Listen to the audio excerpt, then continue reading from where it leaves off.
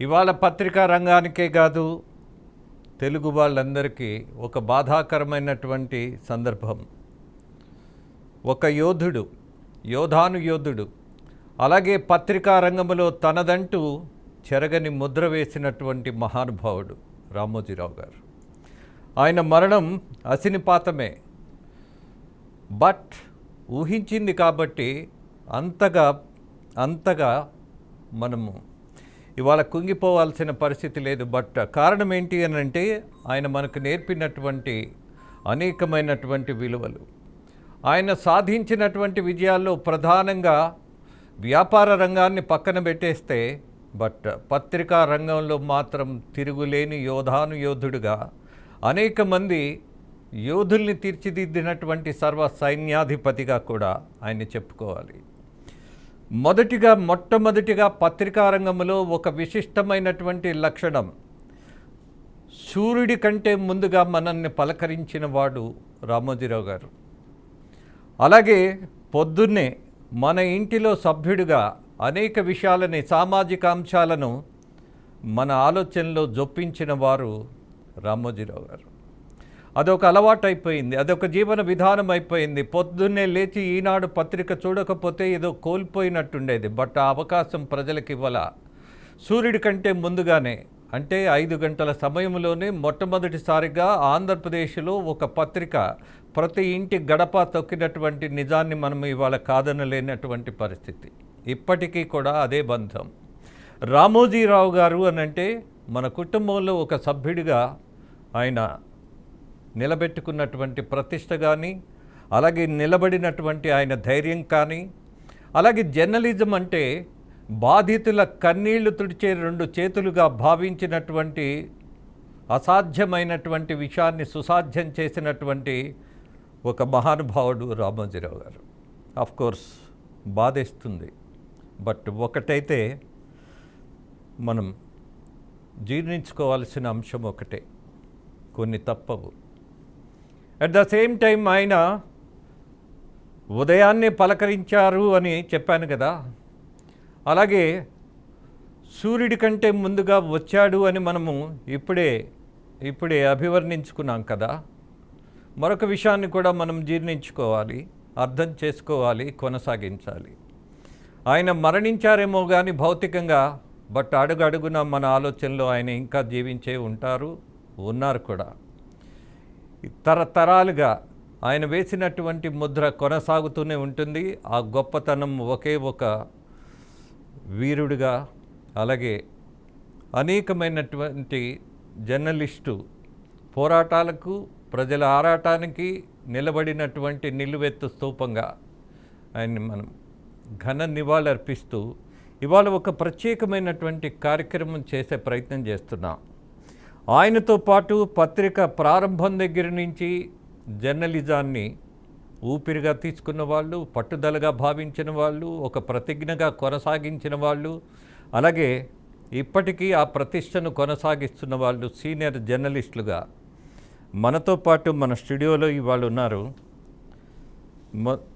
ఉప్పల లక్ష్మణ్ గారు, ఆయన press council మాజీ మెంబర్గా ఉన్నారు, అలాగే సీనియర్ జర్నలిస్టుగా, ఇవాళ విశ్లేషకులుగా. అలాగే విశ్వేశ్వరరెడ్డి గారు, ఆయన కూడా ఈనాడు ప్రారంభం నుంచే ఆయనతో, రామోజీరావు గారితో కలిసి ప్రయాణం చేసినటువంటి అనుభవం ఉన్నది. మరొక సీనియర్ జర్నలిస్టు రామకృష్ణ గారు, ఆయన ఈనాడుతో ప్రారంభించి అనేకమైనటువంటి పత్రికల్లో సెన్సేషనల్ వార్తలు రాసినటువంటి ఒక మోస్ట్ సీనియర్ జర్నలిస్ట్గా కూడా ఆయన్ని మనం భావిస్తాం. అలాగే ఆయన ఇచ్చినటువంటి సెన్సేషనల్ స్టోరీస్ కూడా ఆయన ప్రతిష్టను పెంచటంలో ఉన్నటువంటి నేపథ్యం ఈనాడని చాలా గర్వంగా ఆయన చెప్తూ ఉంటారు. ఇక మరొకరు కేశవులు గారు, ఈనాడులో దరిదాపు సుదీర్ఘ ప్రయాణం చేసినటువంటి ఫోటోగ్రాఫర్గా, ఫోటో జర్నలిస్టుగా ఆయన ఇచ్చినటువంటి అనేకమైనటువంటి నిర్భీతితో కూడినటువంటి ఫోటోలు, అలాగే ప్రతిష్టను పెంచినటువంటి ఫొటోస్, అనేకమైనటువంటి విషయాల్లో ఆయన ఇచ్చినటువంటి దృశ్యాలు ఇవాల్టికి కూడా జర్నలిజంలో ఒక నిజాన్ని, ఒక నిర్భీతిని తెలియజేసినటువంటి సందర్భం కూడా ఆయనతో పంచుకుందాం. ఇక మరో యువ జర్నలిస్ట్ ఉన్నారు ఇస్మాయిల్. ఆయన ఐజేయు జాతీయ ఉపాధ్యక్షులుగా కూడా ఉన్నారు. అలాగే విశ్లేషకుడుగా అప్పుడప్పుడు ముందుకొచ్చి అలాగే జర్నలిజంలో తనకున్నటువంటి అనుభవాన్ని ప్రజల కోసం పంచేటటువంటి బాధ్యతను కూడా తీసుకున్నటువంటి ఒక సోదరుడిగా ఇస్మాయిల్ గారు కూడా ఇప్పుడు మనకు అందుబాటులో ఉన్నారు. ఎస్ లక్ష్మణ్ గారు, మీతోనే ప్రారంభించాలి. బికాజ్ ఈనాడులో మీరు రాసినటువంటి అనేక కథనాలు కొంచెం సంచలనంతో పాటు కొంచెం భయాన్ని కూడా కలిగించినాయి ఆ రోజు ఉన్నటువంటి అవినీతి రాజకీయ నేతలకు. ఒక్కసారి గుర్తు చేసుకుందాం.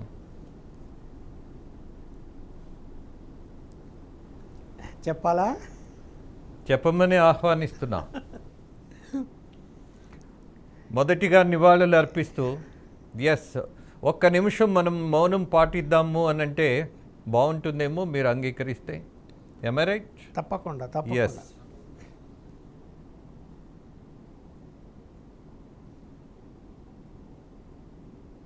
డన్. లక్ష్మణ్ గారు, జర్నలిజంలో పితామహుడనే చెప్పాలి. ఇవాళ జర్నలిస్టులు అంటే సీనియర్ జర్నలిస్టులో చాలామందిలో కనీసం 90% మంది ఈనాడు నుంచి వచ్చిన వాళ్ళే. అంటే జర్నలిజాన్ని నేర్పించి సరే మీరు ఎక్కడైనా పని చేయండి, ఎలాగైనా బతకండి అని చెప్పి అక్కడ అనేక కారణాలతో బయటికి వెళ్ళిపోయి ఇతర సంస్థల్లో ఇవాళ పనిచేస్తున్నారు. అంటే వీళ్ళ మూలాలు ఈనాడు నుంచి వచ్చినట్టువే. నా మూలం కూడా అదే. నా కెరీరే ఈనాడుతో ప్రారంభమైంది. 1980లో ఫస్ట్ ఒక పార్ట్ టైం రిపోర్టర్గా. ఇప్పుడు ఆ రోజు కడప జిల్లాలో పనిచేసేటువంటివి కొంత మనము గుర్తుకు తెచ్చుకుంటే కనుక ఆ 80 నుంచి దాదాపు 15 సంవత్సరాల పాటు ఫ్యాక్షన్ అనేది చాలా తీవ్రంగా నడిచింది. కత్తి మీద సాములాగా పనిచేయాల్సినటువంటి పరిస్థితులు ఆనాడు కనిపించాయి. ఈనాడైతే లేవు కానీ ఆనాడు అలాగ ఉండేవి. అలాంటి సందర్భంలో అప్పటికే రాజశేఖర రెడ్డి గారి మీద, అంటే ప్రత్యేకించి కాంగ్రెస్ పార్టీ మీద వ్యతిరేకమైనటువంటి వార్తలు, ఎక్కడ తప్పు చేసినా కూడా దాన్ని ప్రచురించడం ఇవన్నీ జరుగుతున్నప్పుడు ఆయనకేదో కోపం వచ్చి రాజశేఖర రెడ్డి గారికి నా మీద కూడా రాస్తారా అని పత్రికను కడప జిల్లా తిరుపతి నుంచి రావాలి, కోడూరు దగ్గర ఎంటర్ అవుతుంది కడప జిల్లా కోడూరు అవతల. అక్కడనే మనుషులు పెట్టి ఆ వెహికల్ రాకుండా పేపర్లు దించేసి కాల్చేసి ఆ వెహికల్ వెనక్కి పంపించేశారు. అప్పట్లోనే ఇలా జరిగినాయి. ఎస్. అలాంటి వాతావరణంలో కడప జిల్లాలో ఈనాడు పేపరే కనపడేది కాదు. అటు ఇంకో రూట్ ఉంది, రాయచోటు రూట్లో. అక్కడ కూడా బార్డర్లో మనుషులను పెట్టేసి అలౌ చేసేవాళ్ళు కాదు. అలాంటి పరిస్థితుల్లో నేను ఈనాడులో జాయిన్ అయ్యాను. జాయిన్ అయిన తర్వాత నేను రాజశేఖర్ గారిని కలిశాను. అసలు నువ్వు వెళ్తున్న విధానం ఏంటి, నీ అభ్యంతరాలు ఏంటి, అసలు పత్రికలను తగలబెడితే వచ్చేదేంటి, నువ్వు ఏ విధంగా ఎవరైతే పాఠకులు ఉన్నారో వాళ్ళకు పత్రిక అందకుండా చేయడం వలన ప్రయోజనం ఉందా, ఇవాళ అందజేయకపోతే ఇంకో మార్గాల్లో బస్సులో పంపిస్తారు, ఇంకో విధంగా వస్తాయి, పద్ధతి కాదు ఇది అంటే చాలాసేపు ఆర్గ్యుమెంట్ తర్వాత ఆయన అంగీకరించి ఆపేశాడు దాన్ని. అన్ని ఇన్స్ట్రక్షన్స్ ఇచ్చాడు అలా చేయకండి అని నాతో చర్చించిన తర్వాత. సరే ఇంకా నేను ఒక స్టాండ్ ఏం తీసుకున్నానంటే, నేను ఆయనకు చెప్పింది ఆ రోజు, నువ్వెందుకు ఒక ఈనాడే అలా రాస్తుంది, ఒక ఈనాడులోని కాంగ్రెస్ పార్టీ వ్యతిరేక వస్తాయని ఆలోచిస్తావు, కాంగ్రెస్ పార్టీ మీదనే కాదు తప్పు చేస్తే తెలుగుదేశం వాళ్ళ మీద కూడా రాస్తాము, ఎవరిని క్షమించే ప్రసక్తి లేదు, కావాలంటే మీరు కొంత సమయం ఇచ్చి చూడండి, రాస్తారా రాయరా. ఈ అంశాన్ని ప్రతి 3 నెలలకు రామోజీరావు గారు తిరుపతిలో మీటింగ్ పెట్టేవారు. ఎవరు పనిచేస్తున్నారో వాళ్ళని పిలిపించి ఆ మీటింగ్లో నేనైతే ఆర్గ్యుమెంట్ చేశాను. మన విధానము ఒంటెద్దు పోకడలాగా కనిపిస్తుంది. ప్రత్యేకించి రాయలసీమ జిల్లాల్లో నడవదు, ఫ్యాక్షన్ ఉంటుంది. ఫ్యాక్షన్లో అటు తెలుగుదేశం వాళ్ళు ఉన్నారు, ఇటు కాంగ్రెస్ వాళ్ళు ఉన్నారు. అప్పుడు ఆ రెండు పార్టీలే ఉన్నాయి. కమ్యూనిస్టులు పెద్దగా ఫ్యాక్షన్కు దూరంగా ఉంటారు, వాళ్ళ ఉద్యమాలు వేరు. ఫ్యాక్షన్ అనేది ఈ రెండు గ్రూపుల మధ్య నడుస్తున్నప్పుడు మనం ఏ విధంగా ఆపగలుగుతాము? తెలుగుదేశం వాళ్ళు తప్పు చేస్తే బాంబులు వేస్తాడు, మర్డర్ చేస్తాడు, పేరు రాయాలనా లేదా? ఒప్పుకున్నాడు ఆయన, కరెక్టే రాయాల్సిందే, మీ రాయలసీమ జిల్లాల వరకు నువ్వేం ఆలోచించొద్దు, ఎవరు తప్పు చేసినా కూడా కడప జిల్లాలో నువ్వు ఏ పార్టీ, మన తెలుగుదేశం లేదు, కాంగ్రెస్ లేదు, వాస్తవాలు బయట పెట్టు. దాని తర్వాత ఎప్పుడైతే తెలుగుదేశం అధికారంలోకి వచ్చిన తర్వాత ఎవరైతే తప్పు చేస్తున్నారో వాళ్ళ మీద కూడా, తెలుగుదేశం వాళ్ళ మీద కూడా వార్తలు, మరి అక్కడ హెడ్డింగులతో సహా ఈనాడులో బ్యానర్లో వచ్చేవి. సర్ప్రైజ్ అని రాసేవాడు, నమ్మలే. రామోజీరావు ఈ స్టాండ్ తీసుకుంటాడా అని నాతో చాలా చర్చించాడు. నేను నమ్మలేదు లక్ష్మణ్, నువ్వు చెప్తేనే. తప్పదు మరి ఆ రోజు. అందుకనేమే పేపర్ సర్క్యులేషను అంతకుముందు ఇతర పత్రికలు సర్క్యులేషన్ ఉండేది, ఈనాడు తక్కువ ఉండేది. అలాంటి సర్క్యులేషన్ విపరీతంగా పెరిగిపోయింది. సరే, తెలుగుదేశం నుంచి కొన్ని ఒత్తిళ్ళు వచ్చాయి, బెదిరింపులు వచ్చాయి. తర్వాత రామోజీరావు దగ్గరికి కూడా పోయి చెప్పిన వాళ్ళు ఉన్నారు. ఆయన కూడా ఆయన అంగీకరించలేరు. అందుకని రామోజీరావు క్యారెక్టర్ చెప్పాలని నేను ఇవి చెప్తున్నాను. రామోజీరావు కాంప్రమైజ్ కాలే. తెలుగుదేశం వాళ్ళు ఎంత ఒత్తిడి చేసినా నో, అతను చేసేది కరెక్టు. ఒకవేళ తప్పు రాశాడా, లేదా కల్పించి రాశాడా, లేకపోతే లేనిది రాశాడో ఏదో చెప్పండి అంటే ఎవరేం చెప్పలేకపోయారు. ఉన్న వాస్తవాలే. ఇప్పుడు ఒక బాంబులు తీసుకొని ఒక లారీలో వెళ్తున్నారు, అవి పేలాయి లారీలోనే, 5 చనిపోయారు. ఆ 5 తీసుకుపోయి అక్కడ ఒక నది ఉంటుంది, ఆ నదిలో ఇసుక మేటల్లో పాతిపెట్టేసి ఆ కుటుంబాల ఇళ్ళకు పోయి వాళ్ళకు డబ్బులు ఇచ్చి వాళ్ళని అసలు ఊళ్ళలో లేకుండా వేరే ఊళ్ళకి పంపించేశారు. ఇది స్టోరీ. ఎవరు? తెలుగుదేశం సంబంధించినటువంటి ఫ్యాక్షనిస్టు చేసిన పనేది. అధికారంలో ఉండగా తెలుగుదేశం అంటే ఎన్టీ రామారావు అప్పుడు దీన్ని వార్తగా తీసుకున్నప్పుడు ఇన్వెస్టిగేషన్ చేసి నాకు ఇప్పుడు వార్త పంపినప్పుడు నా దగ్గర ఆధారాలు ఏం లేవు, సమాచారం ఉంది. ఎందుకు? ఆయనకు సంబంధించిన వాళ్ళు ఎవరైతే ఉన్నారో వాళ్ళు నాకు చెప్పిన సమాచారాన్ని విశ్వసించి నేను వార్తను పంపితే రామోజీరావు గారు ఏమాత్రం ఆలోచించకుండా అతను ఎంత సులభంగా వార్త పంపడు, ప్రచురించమని చెప్పాడు. అంటే ఎవిడెన్సే కనపడడం లేదు దీంట్లో అన్నారు డెస్క్ వాళ్ళు.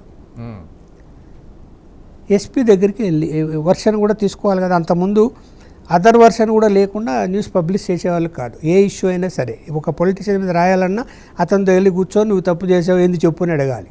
వాడు కొట్టినాడు కొట్టించుకోవాలి, అది పరిస్థితి, అడగాల్సిందే. అడిగినప్పుడు నాకు ఎస్పీ నీ మీద కేసు పెడతాను నన్ను ఛాలెంజ్ చేశాడు. నువ్వు రాసే నిజం కాకపోతే కేసు నీ మీద పెట్టాలా అన్నాడు. పెట్టు అన్నా.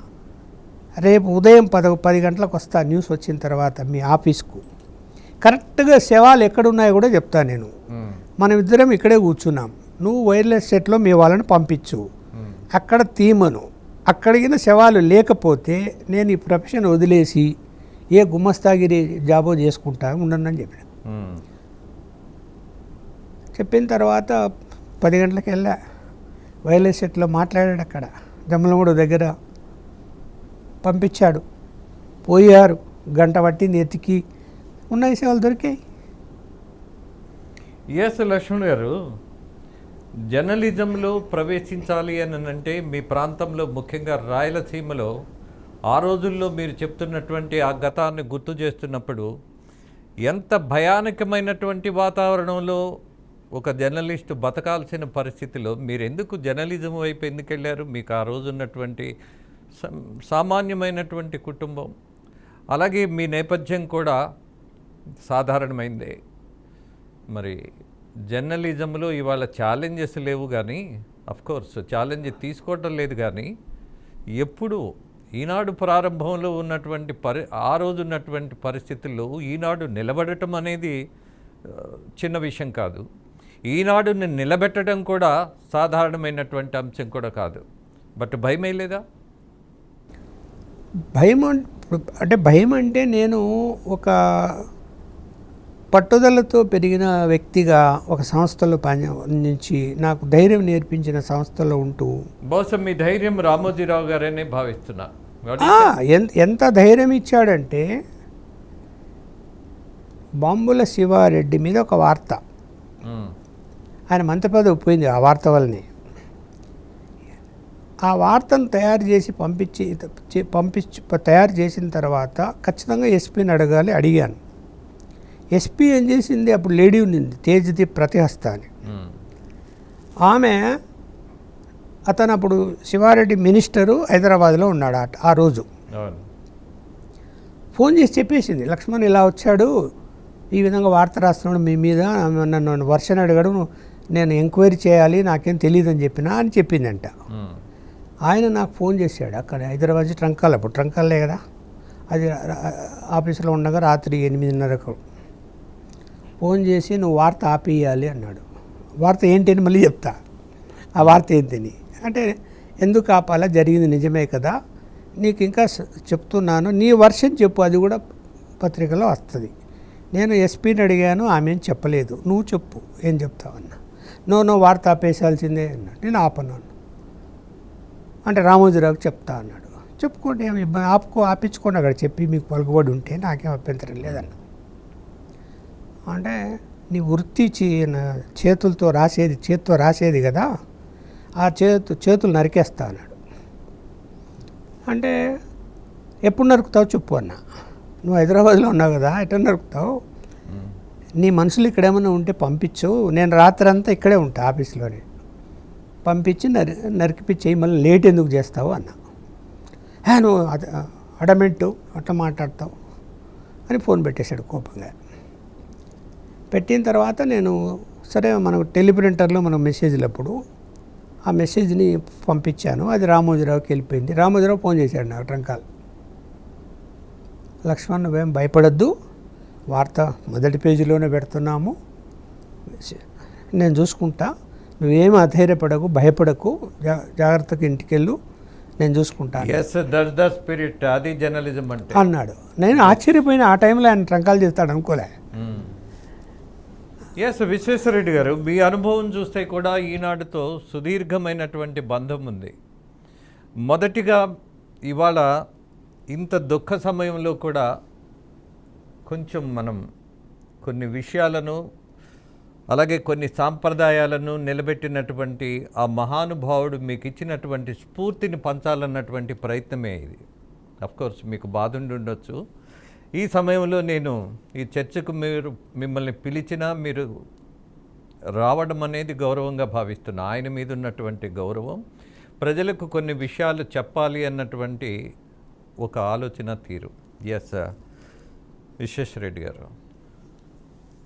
మొదటగా నేను చెప్పదలుచుకుంది ఏంటంటే, మనకు ఈ తెలుగు పత్రికా ప్రపంచానికి ఈరోజు దురదృష్టకరమైన రోజు.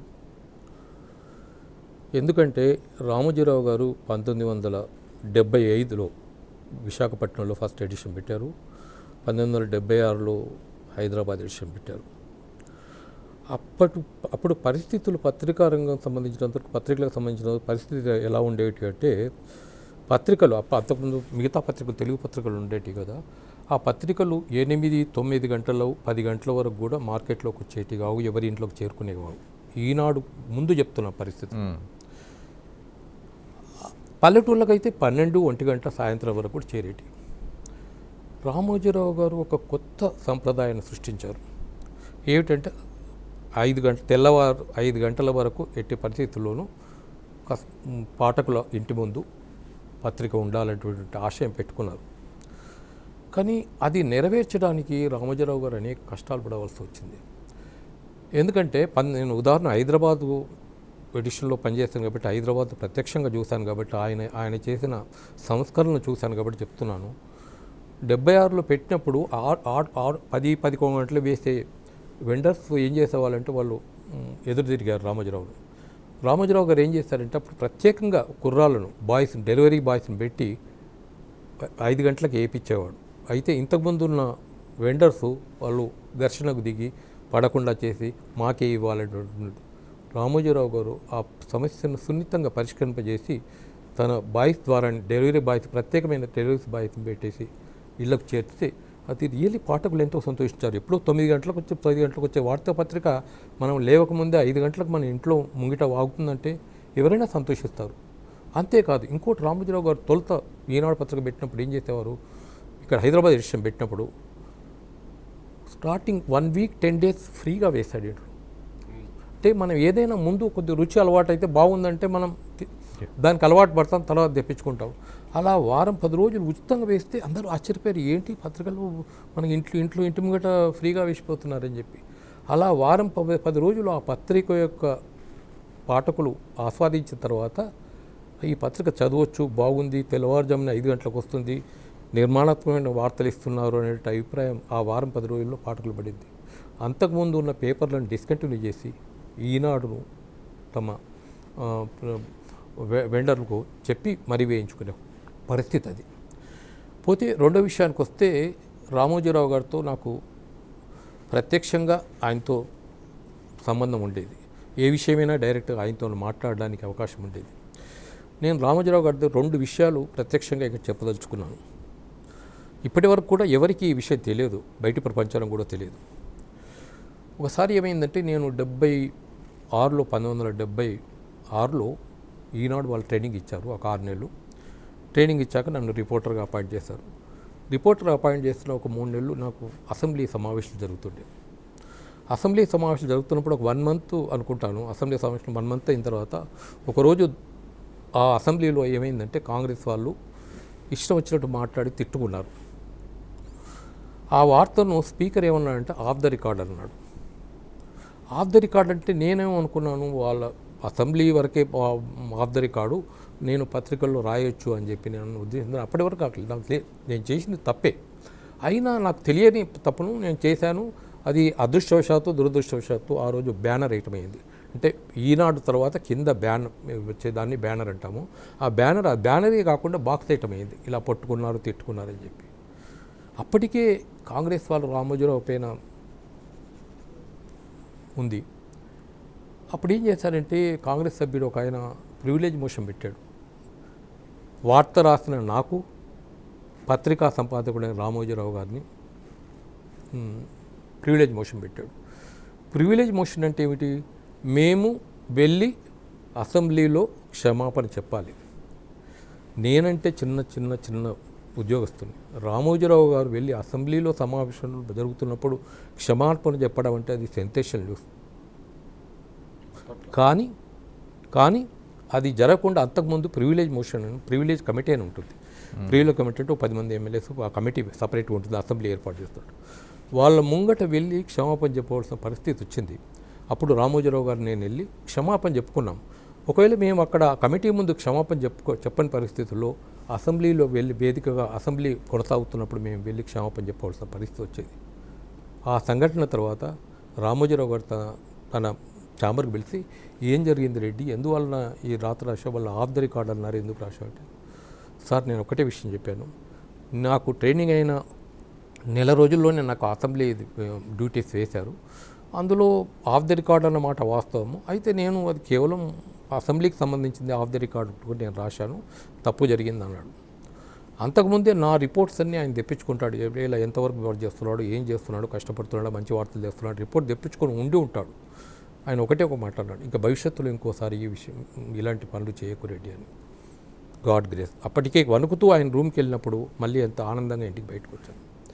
ఇక రెండో విషయం, ఈనాడులో మా పాత్రికేయులు అంతా సమ్మె చేశారు, జీతాలు పెంచాలని సమ్మె చేశారు. ఆ టైంలో కార్మిక శాఖ మంత్రిగా వెంకటస్వామి ఉండేవారు. వెంకటస్వామికి ఈనాడుకు మధ్యలో కేవలం విద్యుత్ సౌదా ఉంది, అంటే రెండవ భవనం వెంకటస్వామి అనమాట. వెంకటస్వామి ప్రెస్ కాన్ఫరెన్స్ పెట్టాడు ఈనాడు పైన, ఈ సమ్మె పైన.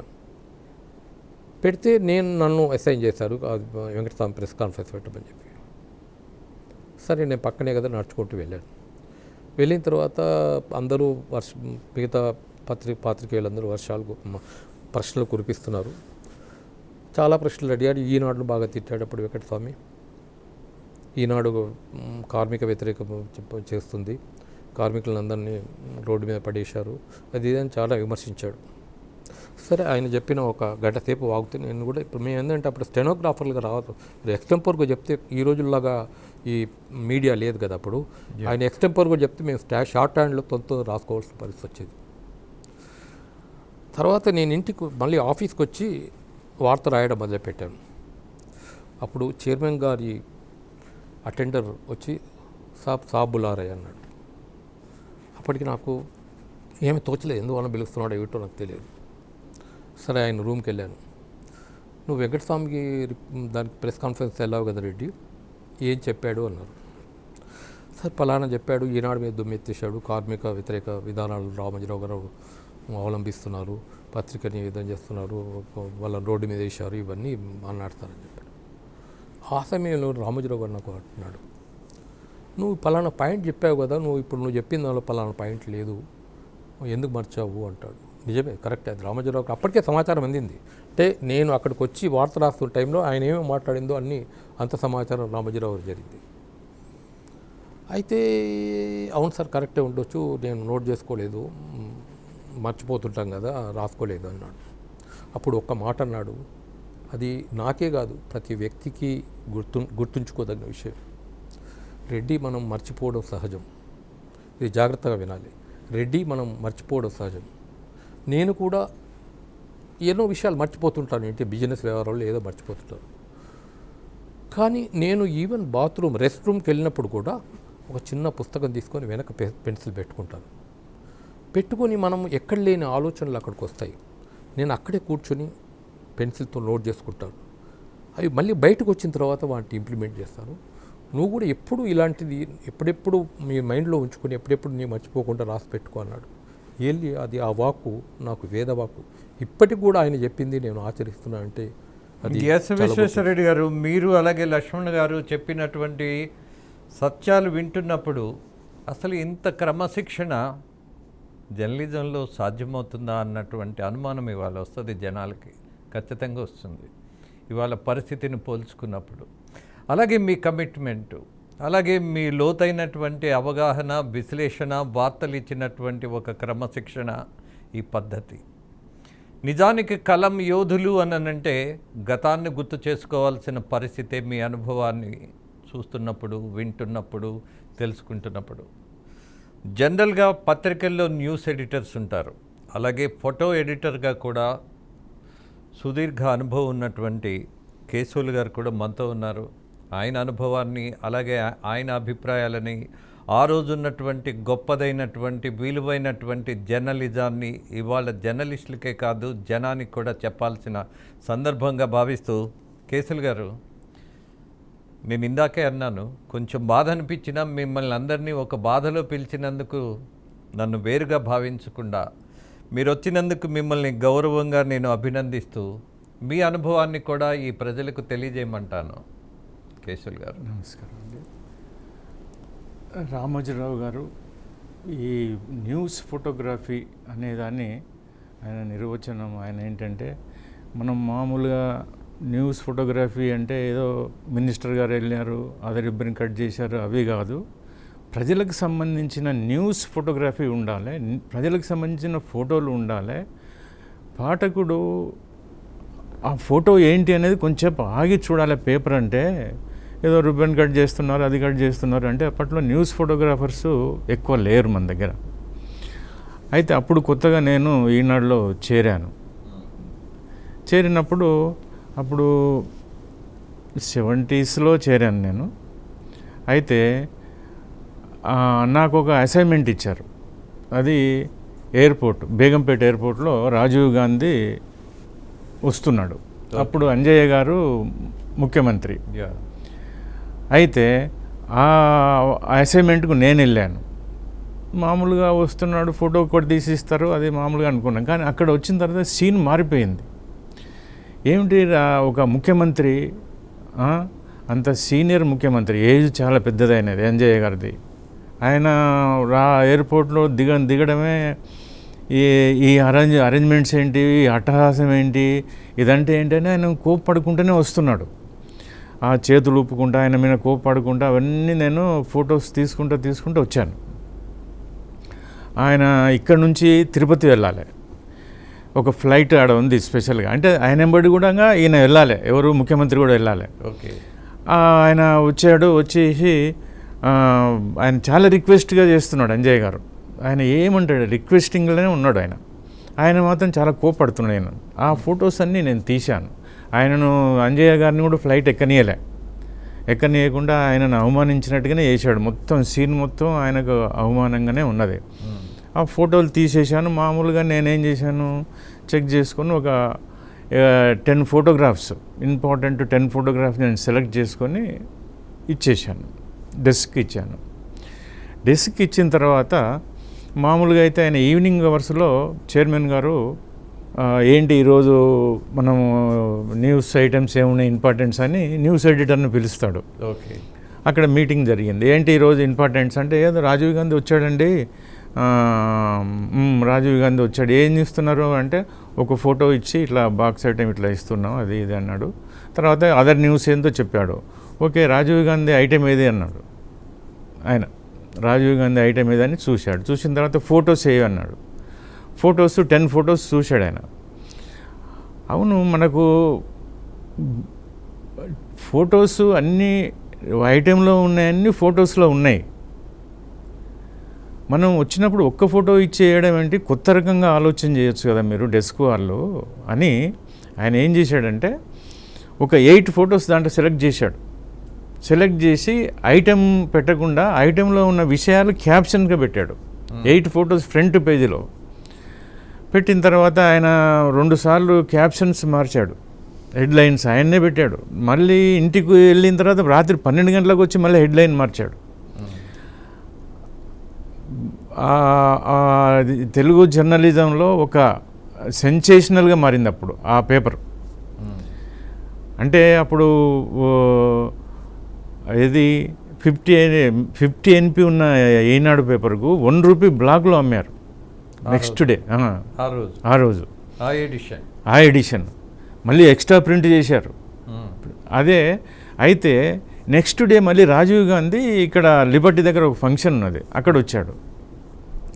అక్కడ వచ్చినప్పుడు నేను ఫోటో ఇచ్చాను, ఏదో ఇచ్చారనుకుని నేను మార్నింగ్ మళ్ళీ వచ్చేటప్పుడు నేను పేపర్ చూడలేదు, డైరెక్ట్గా ఎర్లీ మార్నింగ్ అక్కడ వచ్చాను. వచ్చేసరికి అందరూ ఈ వెంకట్రావు, తర్వాత సుందరము, ఎక్స్ప్రెస్ సుందరం వాళ్ళందరూ వచ్చి అక్కడ వచ్చారు. ఐ వెంకట్రావు వీళ్ళందరూ వచ్చారు. ఏమయ్యా హీరో అయిపోయావు నువ్వు, మేము చేయలేని పని నువ్వు చేసేసావు, అదిరిపోయింది పేపర్ ఈరోజు, ఏం కేశవులు గారు అని నన్ను చాలా పొగిడారు. అసలు నేను పేపరే చూడలేదు, ఇంకా నేను ఇమ్మీడియట్గా ఇక్కడ వచ్చేసాను. అనేసరికి ఏమేమి జరిగింది సార్ అంటే, నువ్వు అదిరిపోయిందా, మా దగ్గర ఏమి లేదు, అసలు న్యూస్ ఫోటోగ్రాఫర్స్ లేరు అప్పట్లో, ఏ పేపర్కు లేరు, ఓన్లీ ఎక్స్ప్రెస్కి ఒక అతను శ్రీనివాసన్ అని ఉండేవాడు, ఆయన పెద్దగా వచ్చేవాడు కాదు. అయిన తర్వాత అక్కడ వీళ్ళందరూ నన్ను పొగిడి ఆయన ఏదో టీ అయి దాపిచ్చారు అక్కడ తీసుకెళ్ళి. అయితే అప్పటి నుంచి న్యూస్ ఫోటోగ్రఫీలో ఒక మార్పు వచ్చేసింది. అన్ని న్యూస్ పేపర్లు ఫోటోగ్రాఫర్స్ని పెట్టుకోవాలి అనేది ఒక మార్పు వచ్చింది. తర్వాత ఈ అసెంబ్లీలో ఏం జరిగిందంటే నెక్స్ట్ డేనే మా ముఖ్యమంత్రిని అవమానించారా, ఆంధ్రుల ఆత్మగౌరవం అని వాళ్ళు ఎవరు వెంకయ్య నాయుడు, తర్వాత జైపాల్ రెడ్డి వీళ్ళందరూ వచ్చి బయటకు వచ్చి ధర్నా చేశారు కొంచెంసేపు, ఆంధ్రుల ఆత్మగౌరవాన్ని మీరు శంకిస్తారా అని. అప్పుడు ఇంకా ఎన్టీ రామారావు పార్టీ అనౌన్స్ చేయబోతున్నాడు, ఇంకా 1-2 నెలలు అయితే. ఆంధ్రుల ఆత్మగౌరవం అనేది ఈ ఫోటోలో నుంచే వచ్చింది. ఎక్సలెంట్ అండి, నిజంగా ఆంధ్రుల ఆత్మగౌరవం అనేది ఈ ఫోటోలో నుంచే వీళ్ళు అపోజిషన్ లీడర్లు కూడా అదే అన్నారు, కాంగ్రెస్ వాళ్ళు కూడా అదే అన్నారు. అప్పుడు ఎన్టీ రామారావు ఈ నినాదం పట్టుకొని పబ్లిక్లోకి వెళ్ళాడు, ఆంధ్రుల ఆత్మగౌరవం అనేది. అది నరేంద్ర మోడీ గారు కూడా చాలాసార్లు ఆయన పార్లమెంట్లో అంజయ్య గారిని అవమానించారు, మీరు మీ కాంగ్రెస్ వాళ్ళు అని 2-3 సార్లు ఆ ఇష్యూ ఎత్తాడు మోడీ గారు కూడా. ఇది అంటే న్యూస్ ఫోటోగ్రఫీ అనేది ఒక చరిత్ర సృష్టించింది. ఎస్ అది ఎస్ కేశవులు గారు, అద్దం ఎప్పుడు అబద్ధం చెప్పదు అని అంటారు. అలాగే మీరు తీసినటువంటి దృశ్యాల్లో ఉన్న నిజాన్ని ప్రజలు చూడగానే చదవకుండానే ఒక చూపుతోనే అర్థం చేసుకునే గొప్ప పవర్ఫుల్ మీడియా ఏంటి అని అంటే ఫోటో జర్నలిజం.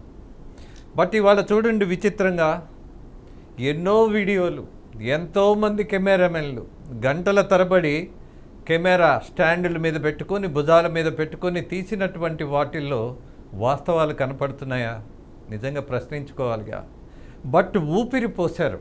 ఏదైతే ఫోటో జర్నలిజం ఉన్నదో, అలాగే ఏదైతే సత్యం ఉన్నదో దాన్ని ప్రజల ముందు పెట్టబట్టి ఆ సెన్సేషన్ రాబట్టి ఎన్టీఆర్ ఆత్మగౌరవ నినాదం తీసుకున్నటువంటి ప్రతీకగా నిజంగా కేశవులు గారు మేమందరం మిమ్మల్ని అభినందించే సందర్భం ఇది.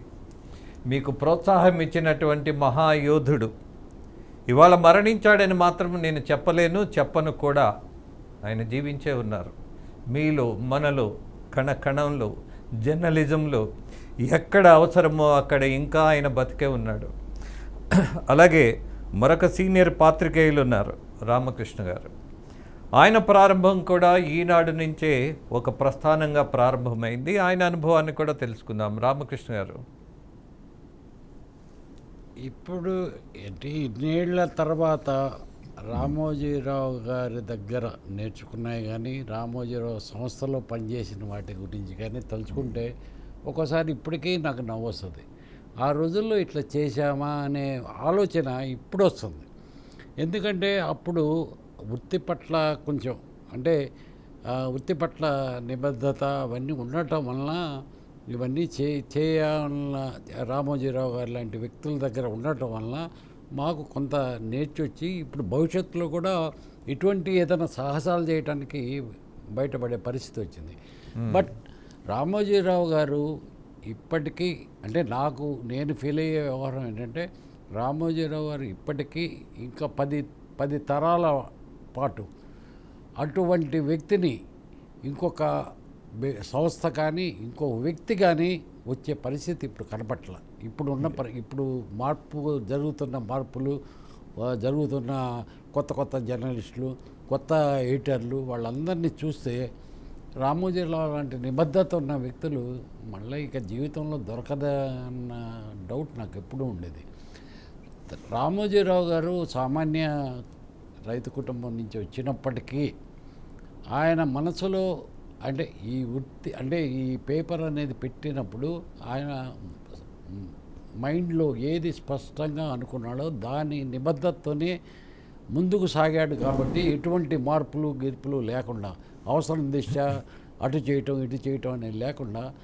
అలాగే రామకృష్ణ గారు, మరొక ప్రధానమైనటువంటి విషయం కూడా, మిమ్మల్ని ప్రోత్సహించబోయే ముందు మిమ్మల్ని భాగస్వామిగా పత్రికలో ఒక ఉద్యోగ బాధ్యత అప్పజెపుతున్నప్పుడు ప్రాసెస్ ఎలా ఉండేది? మీ విద్యార్హతలు చూసేవాళ్ళ? అలాగే మీరు జర్నలిజానికి ఏమాత్రమైనటువంటి ఒక అండగా నిలబడే తత్వం ఉందని భావించేవాళ్ళ? ఇవన్నీ పరిశీలించాకే మిమ్మల్ని బాధ్యతలు ఇచ్చి ప్రోత్సహించేవాళ్ళ? ఇది కూడా కావాలి. అంటే అప్పుడున్న పరిస్థితుల్లో ఏంటంటే, అంటే అప్పుడు ఈనాడు సంస్థలో చేరటం అనేదే ఒక పెద్ద $1 మిలియన్ క్వశ్చన్ లాగా ఉన్నది పరిస్థితి. చాలా క్వశ్చన్ పెట్టడం, దానికి ఆన్సర్లు రాయటం, తర్వాత అక్కడ ఉన్న వాళ్ళకి ఆన్సర్ చెప్పటం, ఇవన్నీ ఈ ప్రాసెస్ అంతా ఒక పెద్ద ప్రాసెస్. అది ఒక ఐఏఎస్ రాసినట్టుగా ఉండేది అప్పుడు ఉన్న పరిస్థితుల్లో. చాలామంది ఉద్యోగరీత్యా కావచ్చు, లేకపోతే కొంతమంది ఈ వృత్తి పట్ల కొంచెం ఇంట్రెస్ట్ ఉండటం వలన వచ్చిన వాళ్ళు ఉండొచ్చు. కానీ చాలామంది ఎక్కువ మంది నిలబడలేకపోయారు. నిలబడలేకపోవటం అనేది ఏంటంటే రామోజీరావు గారు పెట్టిన కండిషన్స్ కానీ, ఆయన అనుకున్నట్టు వార్తలు రావటం కానీ, ఏమన్నా అందులో స్వార్థ ప్రయోజన వార్తల్లో ఏమన్నా ఉన్నా కూడా ఆయన నిర్దాక్షిణ్యంగా తీసి ఆ మొహం మీదే పెట్టేవాడు. దానికి అనేక సంఘటనలు, 2-3 సంఘటనలు నాకు జరిగినాయి. కానీ ఒక సంఘటన మరీ నాకు ఇప్పటికీ అది చూస్తే నవ్వు వస్తుంది. ఒకసారి అంటే 1983 ముందే, అంటే 82 ఆ ప్రాంతంలో ఇక్కడ మాసప్ ట్యాంక్ దగ్గర అప్పుడు రాజీవ్ గాంధీ మామూలుగా కార్నర్లో మీటింగ్ పెట్టారు. మీటింగ్ పెడితే నన్ను పంపించారు. నన్ను పంపిస్తే నేను పోయాను, వార్త రాశాను. అక్కడ ఏం రాసిందో అదే వార్త ఇచ్చేసి వెళ్ళిపోయాను. మామూలుగా తెల్లారి ఆఫీసు రాగానే మా ఫ్రెండ్స్ జయహింద్ రెడ్డి అనే ఫ్రెండ్ కానీ, తర్వాత సూర్యప్రకాష్ అని, తర్వాత ఐ థింక్ శ్రీధర్ అని ఉంది, ఎస్టీజీ శ్రీధరు, తర్వాత శ్రీనివాస అంటే ఆయన హెడ్, ఇంగ్లీష్కి హెడ్, అంటే ఇంగ్లీష్లో కొట్టిస్తాడు, తెలుగులో వచ్చేది ఆయన. అన్నిటికంటే ముందు ఎస్ఆర్ రామాంజన్. నేను ఆఫీస్కి వచ్చి కూర్చోగానే జబ్బార్ అని రామోజీరావు గారి దగ్గర అనుంగు ఆయన చెప్తే తప్ప లోపలికి పోయిన పరిస్థితి. ఆయన డైరెక్ట్గా వచ్చి సార్ ఇదే ఈ పేరు ఈయన ఎవరండి అన్నాడు. అంటే ఎవరు రాశారా వార్త అని చూశారు. కానీ ఆ వార్త మీద ఏముందంటే ఎవడి వెధవా అని రాసింది. అందులో రెడ్డింగ్తో ఎవరికి వెధవా అని ఉంది. ఆ వార్త ఎవరు రాశారు, నువ్వు రాసావా అని ఫ్రెండ్స్ అందరూ చూసుకున్నాను, రిపోర్టర్లు చూస్తే రాసి చచ్చింది నేనే. అయిపోయింది ఇప్పుడుతో. అనవసరంగా నేను ఎన్నాళ్ళు హైకోర్టులో జూనియర్ అసిస్టెంట్గా ఉన్నవాడిని ఉండక ఇదేదో చేద్దాము అని చెప్పి ఎందుకు వచ్చానా, ఒకవేళ ఏదన్నా అయితే ఏం చేయాలా, అనవసరంగా ఆ ఉద్యోగం వద్దు ఇది పని ఆ భయంలో ఉన్నా. నేను హైకోర్టులో పనిచేసిన తర్వాత ఇక్కడ టెస్టింగ్ లాగా వచ్చాను, జాయిన్ అయిపోయాను, అది వేరే విషయం, అది లీవ్ పడేసాను. సరేనని నేను రామోజీరావు గారు ఆయన 11 గంటలకు కరెక్ట్ రాగానే ఆయన వెనక ఈ జబ్బారు వెనక ఆయన పోయిన తర్వాత ఎవరైతే ఆ పేపర్ ఉందో ఆ పేపర్ తీసుకుని మళ్ళీ పట్టుకొచ్చి అంటే ఈ లోపల ఎస్ఆర్ రామాంజన్ అని న్యూస్ టుడే అనే ఒక సంస్థ పెట్టి దానికి ఎడిటర్ ఆయన ఎండి. ఆయన ఏం చేశాడు, ఆయన కూడా నవ్వుతూ లోపలికి పోయిరా ఒకసారి పోయిస్తే అయిపోద్ది కదా అన్నాడు. అని నవ్వుతూ, అంటే చాలామందికి ఏముందంటే ఆ రోజు రామోజీరావు ఇంట్లో లోపలికి పిలిపిస్తే బయట నుంచి అట్నుంచే అనే థాట్ ఉండేది అందరికీ. అంటే రామోజీరావు దగ్గర పోతే మెడ పెట్టటే, ఒకవేళ ఆయన కత్తేస్తే అట్నుంచి అడ్డు వెళ్ళిపోవటం అనే దూరంలో అందరం అనుకున్నాం, ఇంక్లూడింగ్ నేను ఆ థాట్లో లోపలికి వెళ్ళిన తర్వాత నమస్కారం ఈ వార్త రాసింది నువ్వేనా అన్నాడు. అవును సార్ నేనే రాశాను అని.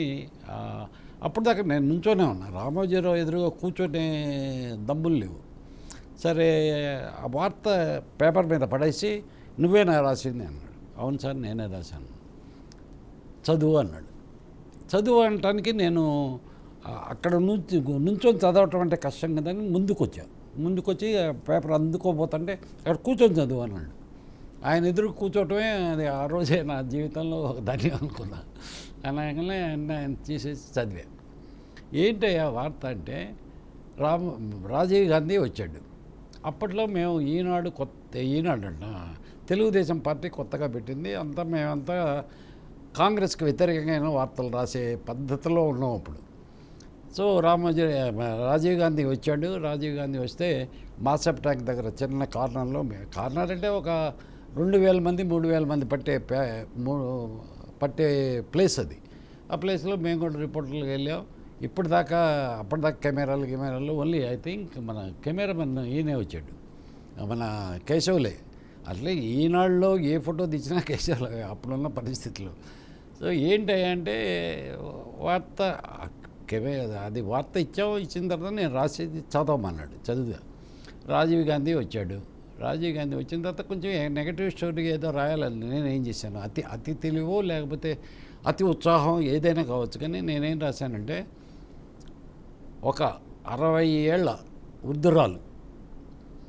అందురాలు రాజీవ్ గాంధీని చూడటానికి వస్తే కాంగ్రెస్ వాళ్ళు ఎటువంటి ఆయనకి ఎటువంటి ఇది ఇవ్వకుండా తోశారు అని రాశారు. వార్త వచ్చింది, బాగానే ఉంది. ఈ రామోజీరావు గారు చదవమన్నాడు. మళ్ళీ చదివే అందురాలు చదవటం ఏంటి, అందురాలు కనపడద్దా అన్నాడు. అబ్బా అనుకున్నా. అనుకున్న తర్వాత ఇంకా అయిపోయింది, ఈ పూటలే లాస్ట్ అనుకున్నట్టే అదే భయపడతా. భయపడటం అంటే ఇట్లా కూర్చున్నట్టు. వెంటనే ఆయన పేపర్ తీసుకున్నాడు, ఎవడి వేదవాన్ని రాశాడు కదా, దాని కింద మాట రాస్తూ నీ అజ్ఞానాన్ని 10 మందికి పంచకు అని రాశాడు. రాసి వెళ్ళు అన్నాడు. అమ్మ మహాప్రసాదం అని బయటకు వచ్చి అందరిని కిందకు పోయి వాడు ఉండేవాడు మన క్యాంటీన్ దగ్గర క్యాంటీన్లో సిగరెట్ కాదు, టీ తాగేదాకా అమ్మో రామోజీరావు ఇంతమంది అందరూ ఎడిటర్లు ఉన్నారు, పెద్ద పెద్ద ఎడిటర్లు ఉన్నారు, అందరూ రిపోర్టర్లు ఉన్నారు, అందరూ అది కనిపెట్టలేకపోయాను. నేను అతి ఉత్సాహం మీద రాశాను, నేను రాసిన తప్పే అని ఆయన చెప్తే తప్ప నేను తెలియలేని పరిస్థితుల్లో ఆ రోజుల్లో ఉన్నానంటే, ఈ రోజున అటువంటి ఇష్యూస్ని ఈజీగా పట్టుకునే స్థితి రావడానికి కారణం ఏంటంటే ఆ రోజు పెట్టిన రామోజీరావు భిక్ష. ఎస్ రామకృష్ణ గారు, ప్రధానమైనటువంటి అంశం ఇక్కడ మనం గమనించాలి. ఏ జర్నలిస్టు తను చేసిన పొరపాటును ఫెయిల్యూర్ను ఇంత స్పోర్టివ్గా ఇవాళ చెప్పరు, దాచిపెట్టేసుకుంటారు. మీరు దాచినా ఎవరికి తెలియనటువంటి అంశం, బట్ మీరు పంచుకున్నటువంటి విషయం ఏదైతే ఉన్నదో అది అద్భుతమైనటువంటి విలువైనటువంటి ఒక సంస్కృతిని పెంచేటటువంటిగా, అలాగే ఒక ధైర్యం ఉన్నటువంటి జర్నలిస్టులు మాత్రమే ఆ తరానికి సంబంధించినటువంటి పెద్దలు ఎవరైతే ఉన్నారో వాళ్ళకున్నటువంటి సాంప్రదాయాన్ని ఇవాళకి కూడా కొనసాగిస్తున్నారు. కాబట్టే తనకి చేదు అనుభవమైన నవ్వుతూ స్పోర్టివ్గా అందరికీ తెలిసే విధంగా సాధారణమైనటువంటి భాషలో చెప్పినటువంటి జర్నలిస్టుగా రామకృష్ణ గారిని మనం అభినందించాల్సిందే. ఎవరిని అడిగినా ఏదైనా ఇంటర్వ్యూలో లేనిది కలిపి చెప్తుంటారు, కానిది మనల్ని నమ్మించేట్టుగా మాట్లాడుతుంటారు. కానీ జర్నలిస్ట్ అనేవాడు ఒక ప్రతిజ్ఞతో అందులోకి వెళ్ళినప్పుడు అందులో ఉన్నటువంటి అనుభవం, అది చేదైనా తీపైనా, ఆ అనుభవం మంచిదైనా కొంచెం కష్టమైనా సరే దాన్ని యథావిధిగా చెప్పడంలో రామోజీరావు గారికి ఉన్నటువంటి గొప్పతనాన్ని, నిశితమైనటువంటి పరిశీలన దృక్పథాన్ని తను మనకి పంచటం అనేది నిజంగా గౌరవించదగింది. ఎనీహౌ, అలాగే పాత తరం జర్నలిస్టులను మనం కదిలించినప్పుడు, వాళ్ళు చెప్పిన విషయాలు వింటున్నప్పుడు, చందమామ కథలు చదువుతుంటే ఎంత ఆనందంగా ఆహ్లాదంగా ఉంటుందో, అలాగే జర్నలిస్టుల అనుభవాల్ని మనం వింటున్నప్పుడు కత్తుల మధ్య కలంతో నిజమైనటువంటి యోధులుగా వాళ్ళు చేసినటువంటి ప్రయత్నం, అలాగే ముందుకొచ్చి నిలబడి ఇవాళ రామోజీరావు గారి మరణం తర్వాత మళ్ళీ ఆయన్ని బతికించేటటువంటి ప్రయత్నంగానే నేను భావిస్తున్నా. చిన్న బ్రేక్ తీసుకుందాం. ఈ బ్రేక్ తర్వాత ఈ తరానికి సంబంధించినటువంటి జర్నలిస్టుగా మన సోదరుడు ఇస్మాయిల్ గారు కూడా ఆయన భావాలను పంచుకునే ప్రయత్నం చేద్దాం. ఇస్మాయిల్ గారు, ఇప్పటి వరకు మన కలం యోధుల అనుభవాన్ని మనం వింటూ పంచుకుంటూ మన మర్యాదను పెంచుకుంటూ మన నమ్మకాన్ని పెంచేసుకుంటున్నాం. జర్నలిజంలో ఇంత లోతైనటువంటి అనుభవాలు, ఇంత నిశితమైనటువంటి పరిశీలనలు ఉండాలని ఒళ్ళు దగ్గర పెట్టుకొని పనిచేయాలి అంటే ఒక హెచ్చరికగా కూడా ఇవాళ సీనియర్ జర్నలిస్టులు చెప్తున్నటువంటి అంశాలు చూస్తున్నప్పుడు అనిపిస్తున్న సత్యం. అలాగే మీరు జాతీయ స్థాయిలో జర్నలిస్టుల యూనియన్లు కూడా ఉపాధ్యక్షులుగా ఉన్నారు. అట్ ద సేమ్ టైం వీళ్ళ అనుభవము, అలాగే ఇవాళ ఉన్నటువంటి పరిస్థితి, అలాగే రామోజీరావు గారికి ఉన్నటువంటి స్థానం ఎవరు చెరపలేనిది. కాబట్టి ఆయన ఆలోచన తీరును ఇవాళ మనము సుదీర్ఘకాలం పాటించవలసిన బాధ్యత కలిగిన వాళ్ళుగా మనల్ని మనం అభివర్ణించుకోవాలి, ఆ బాధ్యత కూడా తీసుకోవాలి. వాట్ యు సే ఇస్మాయిల్ గారు?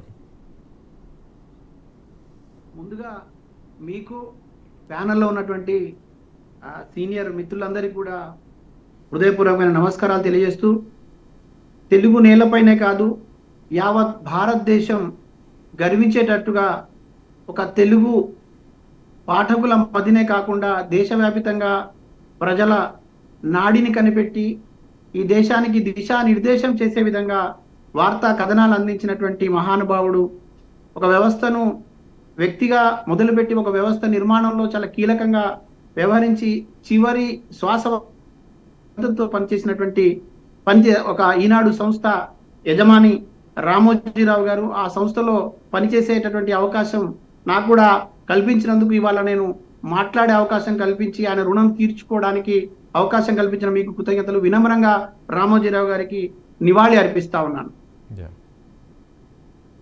ఇప్పటి వరకు మాట్లాడినటువంటి పెద్దలు కానివ్వండి, మాట్లాడించినటువంటి మీరు కానివ్వండి, కేవలం జర్నలిజం అంటే ఏదో ఒక గ్లామరస్ ఫీల్డ్ లాగానో కాకుండా, లేదంటే ఏదో గొప్పలకు పోవడమే కాకుండా, గొంతు లేని వారి గొంతుకగా పేద ప్రజలకు, నిస్సహాయులకు అండగా నిలవడం కోసం, ఒక అవకాశం వస్తే నిరూపించుకోవడం కోసం చేసే ప్రయత్నంలో ఈనాడు సంస్థలో ఒకసారి చేరితే ఆ చేరిన తర్వాత అక్కడ పొందేటటువంటి తరఫీదు ద్వారా మళ్ళీ ప్రజలకు ఎంత ఉపయోగకరంగా ఉంటుంది అనడానికి నేను కూడా ఒక ఉదాహరణ. నేను చాలా గర్వపడతా ఉన్నా ఈనాడులో పనిచేశానని చెప్పుకోవడానికి. ఎందుకంటే నా జీవితంలో అనేకమైనటువంటి మార్పులు, పేలు సంచలనాలు, సాహసాలు, అదేవిధంగా ఒక తీయని అనుభూతికి సంబంధించినటువంటి కూడా నా జీవితంలో ఈనాడుతో ముడిపడి ఉంది. అది మీ ద్వారా పంచుకునే అవకాశం కల్పించినందుకు ముఖ్యంగా మీకు ప్రత్యేకమైన కృతజ్ఞత తెలియజేస్తా ఉన్నా. ఈనాడులో ఇప్పుడు మాట్లాడిన పెద్దలందరూ కూడా కొంచెం పై స్థాయిలో, డెస్క్ స్థాయిలో, అదేవిధంగా స్టాఫ్ రిపోర్టర్ల స్థాయిలో, తర్వాత రామోజీరావు గారికి స్వయంగా కలిసేటటువంటి అవకాశం ఉన్న స్థానాల్లో పనిచేసినారు. కానీ నేను ఒక గ్రామీణ ప్రాంతం, సూర్యాపేట జిల్లా నూతన్కల్ మండలానికి సంబంధించినటువంటి ఈనాడు విలేకరిగా అక్కడ ఖాళీలు ఏర్పడి దాన్ని ఈనాడు విలేకరిగా అవకాశం ఉంది, వచ్చి పరీక్ష రాయండి అని ఒక డేట్ అనౌన్స్ చేసినప్పుడు చాలా మంది పోటీ పడ్డారు. ఆ రోజు నాకంటే బాగా పెద్ద చదువులు చదివిన వాళ్ళు, ఆల్రెడీ ఉద్యోగాల్లో ఉన్నవాళ్ళు అందరూ వెళ్ళినప్పటికీ సుమారు 60 మందికి పైగా ఆ రోజు పరీక్షలు రాస్తే ఒక వారం రోజుల తర్వాత ఫలితాలు వెల్లడించారు. అది కూడా అప్పటికి ల్యాండ్ ఫోన్, మా పక్క ఇంటి దగ్గర తెలిసిన వాళ్ళ ఇంట్లో ల్యాండ్ ఫోన్ ఉంటే ఆ నెంబర్ ఇచ్చి వచ్చాను. ఆ నెంబర్కి నన్ను ఆఫీస్కి రమ్మంటే వెళ్ళినప్పుడు రామోజీరావు గారు చెప్పాలనుకున్నటువంటి మాటలు అప్పటి డెస్క్ ఇన్ఛార్జ్ కృష్ణయ్య గారి ద్వారా నాకు వినపడ్డాయి. ఇప్పుడు ఈనాడు విలేకరుగా పనిచేయక ముందు 2 పత్రికల్లో పనిచేసినప్పటికీ కూడా ఈనాడు సంస్థలో చేరే రోజు నాకు చెప్పినటువంటి మాటలు ఇప్పటికీ గుర్తుగా ఉన్నాయి. చేరిన రోజు నుంచి నేను మళ్ళీ ఈనాడు చాలా ఉన్నాయి. ఇక్కడ ముఖ్యమైన అంశాన్ని నేను మీకు తెలియజేసే ప్రయత్నం చేస్తా. ఇది ఎందుకంటే చాలా మంది మిత్రులకు కూడా ఉపయోగకరంగా ఉంటుంది. తర్వాత మీరెందాక రామకృష్ణ గారిని అభినందించడం నిజంగా నాకు కొంత స్ఫూర్తినిచ్చింది. ఎందుకంటే నిజాలు మాట్లాడాలి, వాస్తవాలు చెప్పాలి.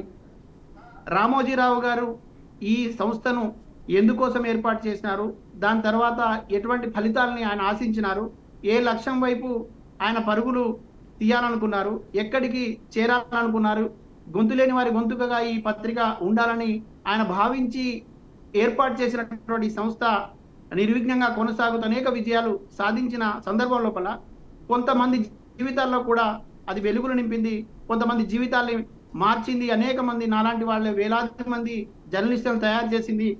ఒక ఉపాధి కల్పించడం మాత్రమే కాకుండా ఆదర్శాల వైపు నడిచేటట్టు కూడా ప్రయత్నం చేసింది. దాంట్లో ముఖ్యంగా నేను మండల విలేకరుగా జాయిన్ అయినప్పుడు అక్కడ అనేక వార్తలు రాసే క్రమం లోపల కొన్ని సందర్భాల్లో మంత్రులు, అక్కడ ఉన్నటువంటి శాసనసభ్యుల పైన కూడా వార్తలు రాయాల్సి వచ్చేది. ఆ సమయం లోపల నేను ఒక వ్యక్తిని అనేటటువంటి విషయం మర్చిపోయిన, ఆ వెనకాల ఒక సంస్థ ఉంది, ఒక శక్తి ఉంది, అది రామోజీరావు రూపంలో నిర్భయంగా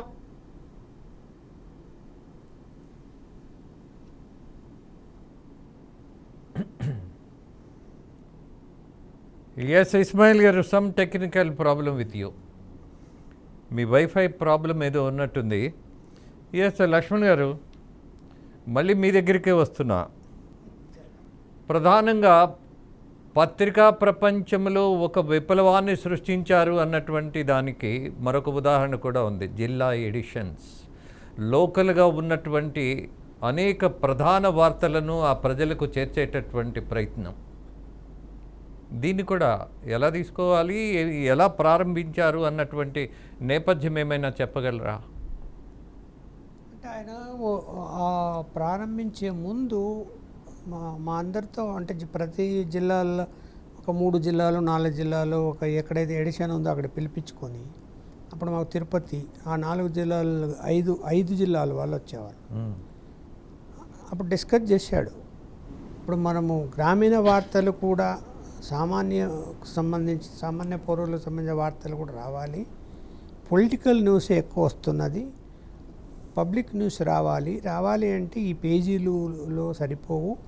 అలాగే ఆ వార్త ఆ మండలానికో ఆ జిల్లాకో ఉపయోగపడే వార్తను స్టేట్ అంతా కూడా ప్రచురించడం అన్నది కుదరదు.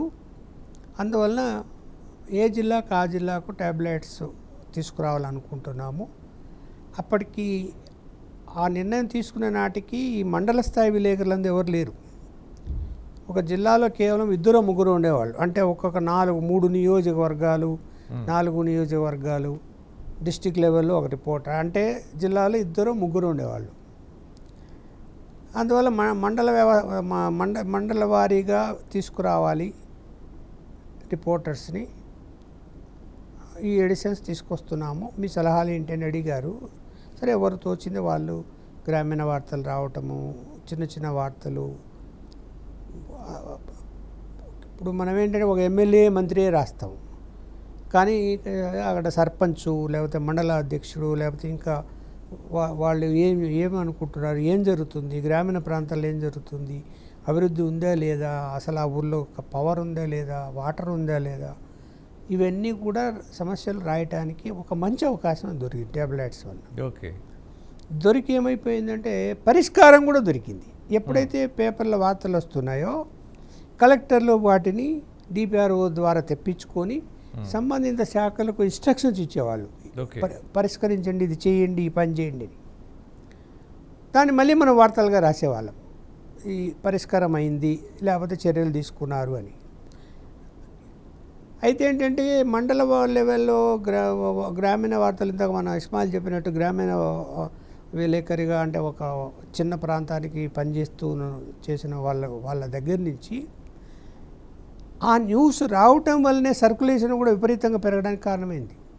ఎందుకంటే అందరూ చదవడం మొదలుపెట్టారు. మన ఊరు వార్త వచ్చింది, మన చిన్న నాయకుడు వార్త వచ్చింది అని చెప్పి పేపర్ని కొనడం అనేది మొదలుపెట్టారు విపరీతంగా. గ్రామీణ ప్రాంతాలు కూడా పేపర్లు పంపించే పరిస్థితి వచ్చింది, డిమాండ్ వచ్చింది. బస్సుల్లో పంపించేవాళ్ళు. ఇప్పుడు హెడ్ క్వార్టర్కి పేపర్ వస్తే అక్కడి నుంచి ప్రతి ఒక్క ఇంపార్టెంట్ ప్లేసెస్కి అన్నిటి కూడా బస్సులు ఉంటాయి ఆర్టీసీ. ఈ పేపర్లన్నీ మళ్ళీ అక్కడ డివైడ్ చేసి ఎన్ని పత్రికలు కావాలా, 50 100 అని అక్కడ ఒక చిన్న ఏజెంట్ని పెట్టుకొని బస్సుల్లో పంపించేవాళ్ళు. సో ఈనాడు అన్నది పల్లెకు చేరేటువంటి పరిస్థితి వచ్చింది ఆ ట్యాబ్లెట్స్ వల్ల.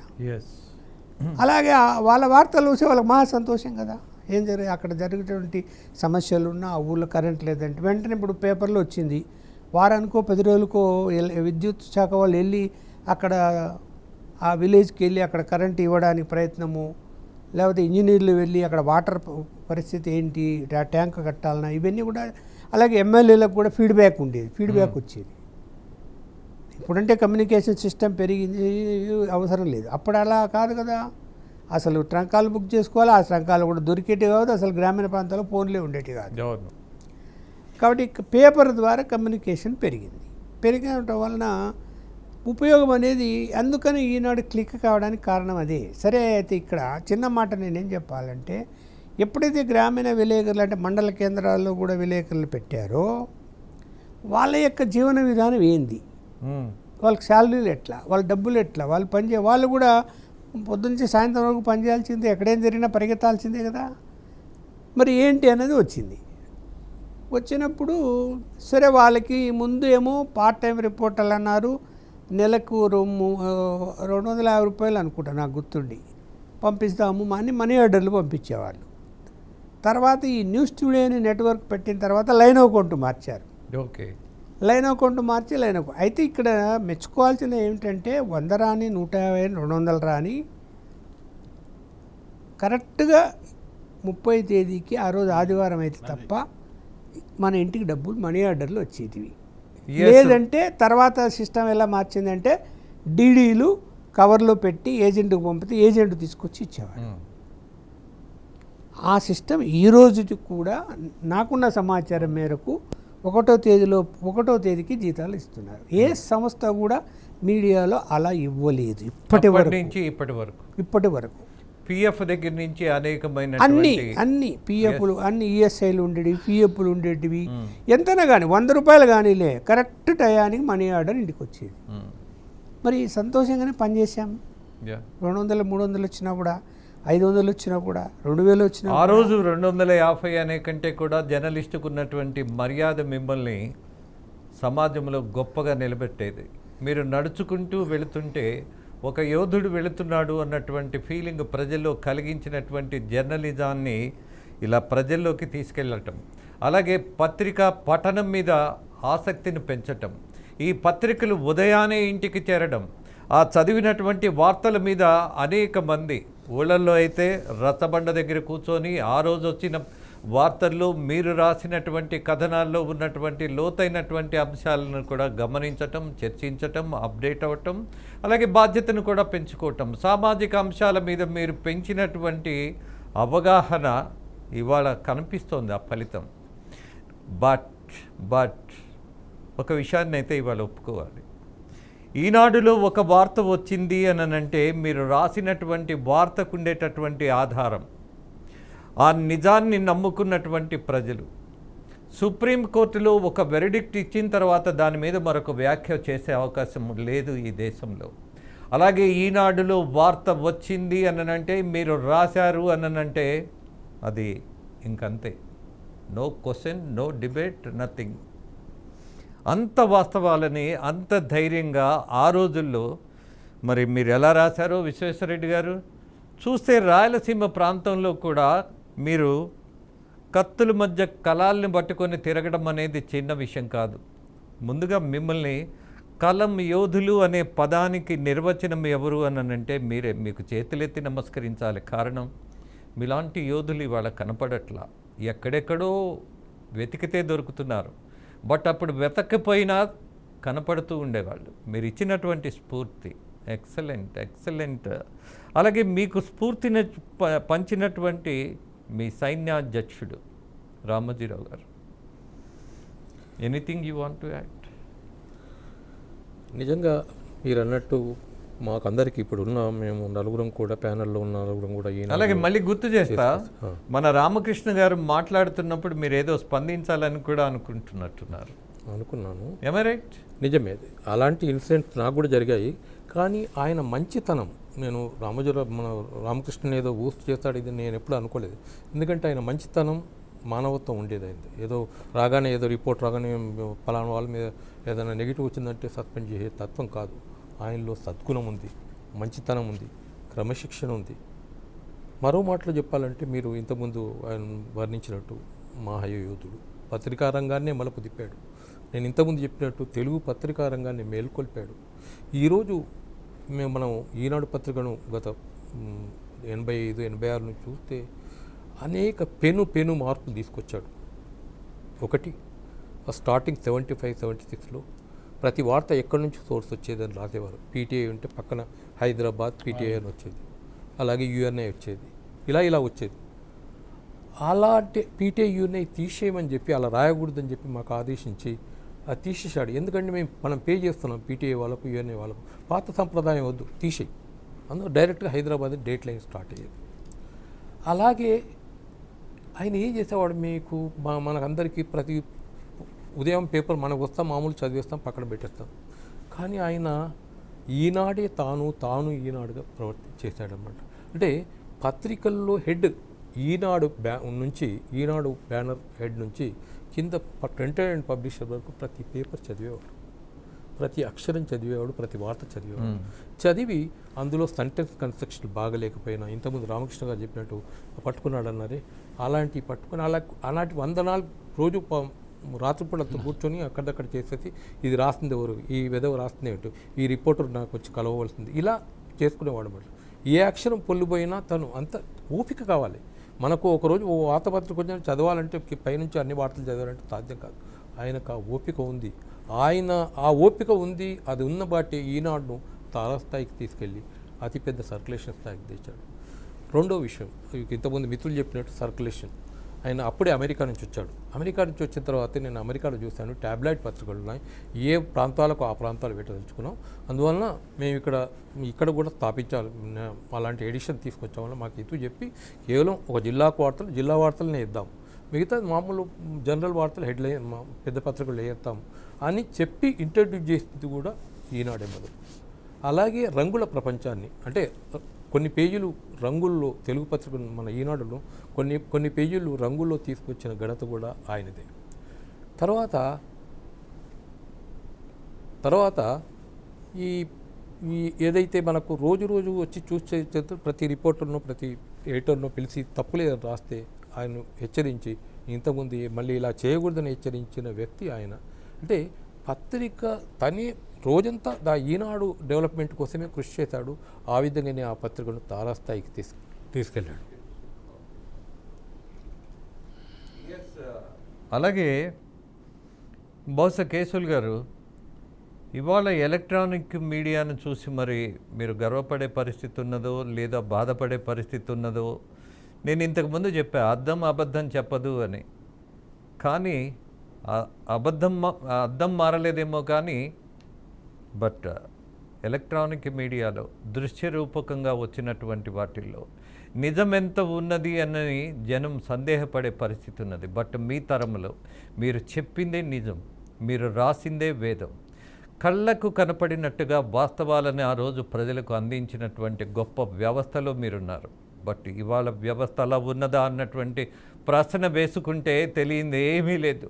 మార్ఫింగ్, ఎప్పుడు ఎక్కడ ఎవరిని మనము నెగిటివ్గా చూయించాలో, వార్తను వక్రీకరించాలో, అలాగే వ్యాపారంగా మార్చుకోవాలో అన్నటువంటి విధానములో మీ ఫోటో ఎడిటర్స్ అనేవాళ్ళు వెనకబడ్డారన్నాలా, బాధపడుతున్నారన్నాలా, మార్పు కోసం ప్రయత్నించే అవకాశం ఉందంటారా?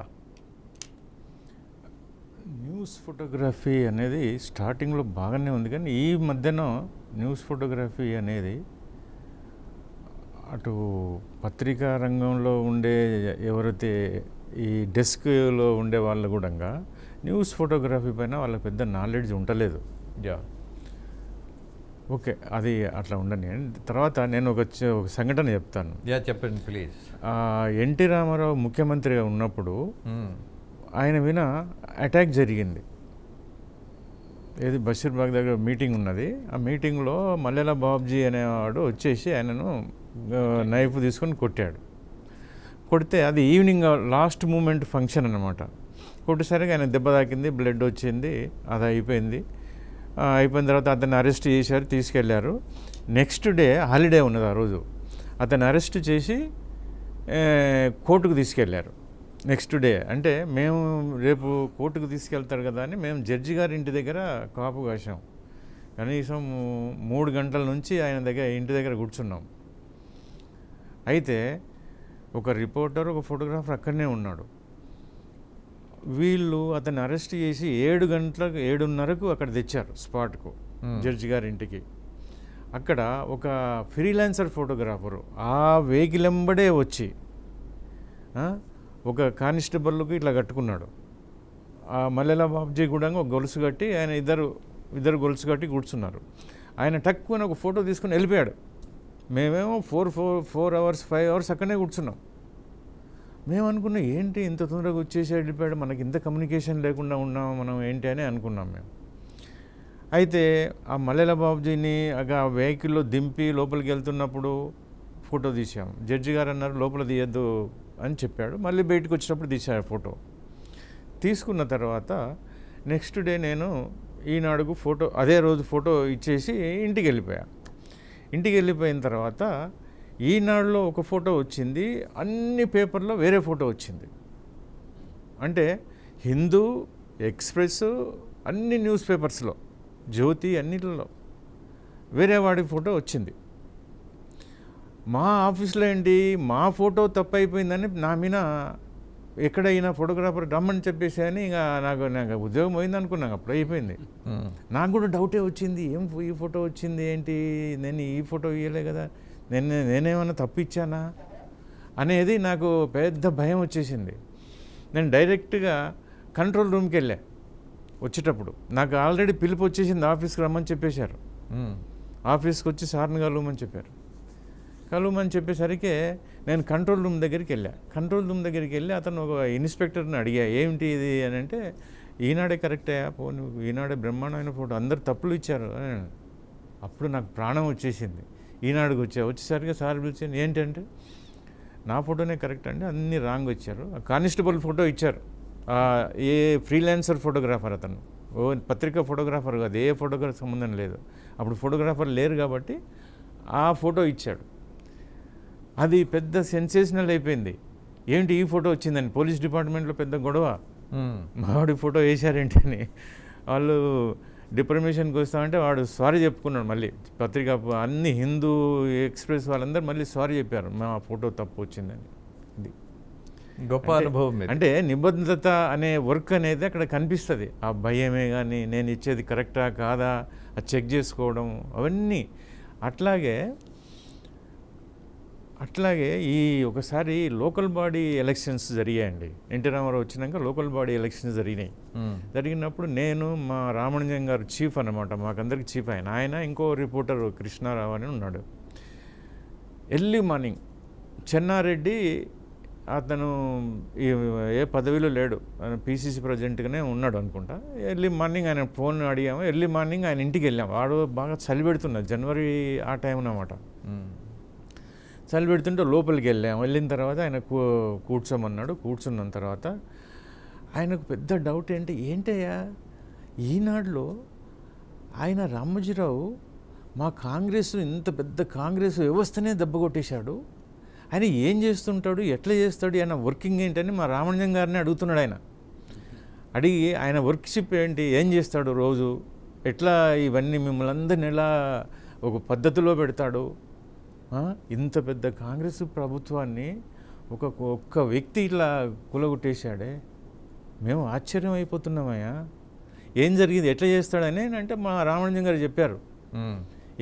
ఆయన చేసే పని ఏంటి, రోజు వచ్చే ఎర్లీ మార్నింగ్ ఆయన 4 o'clock లేచి ప్రతి ఐటెం చదువుతాడు, ప్రతి ఐటెంలో తప్పులు ఉంటే మార్క్ చేస్తాడు.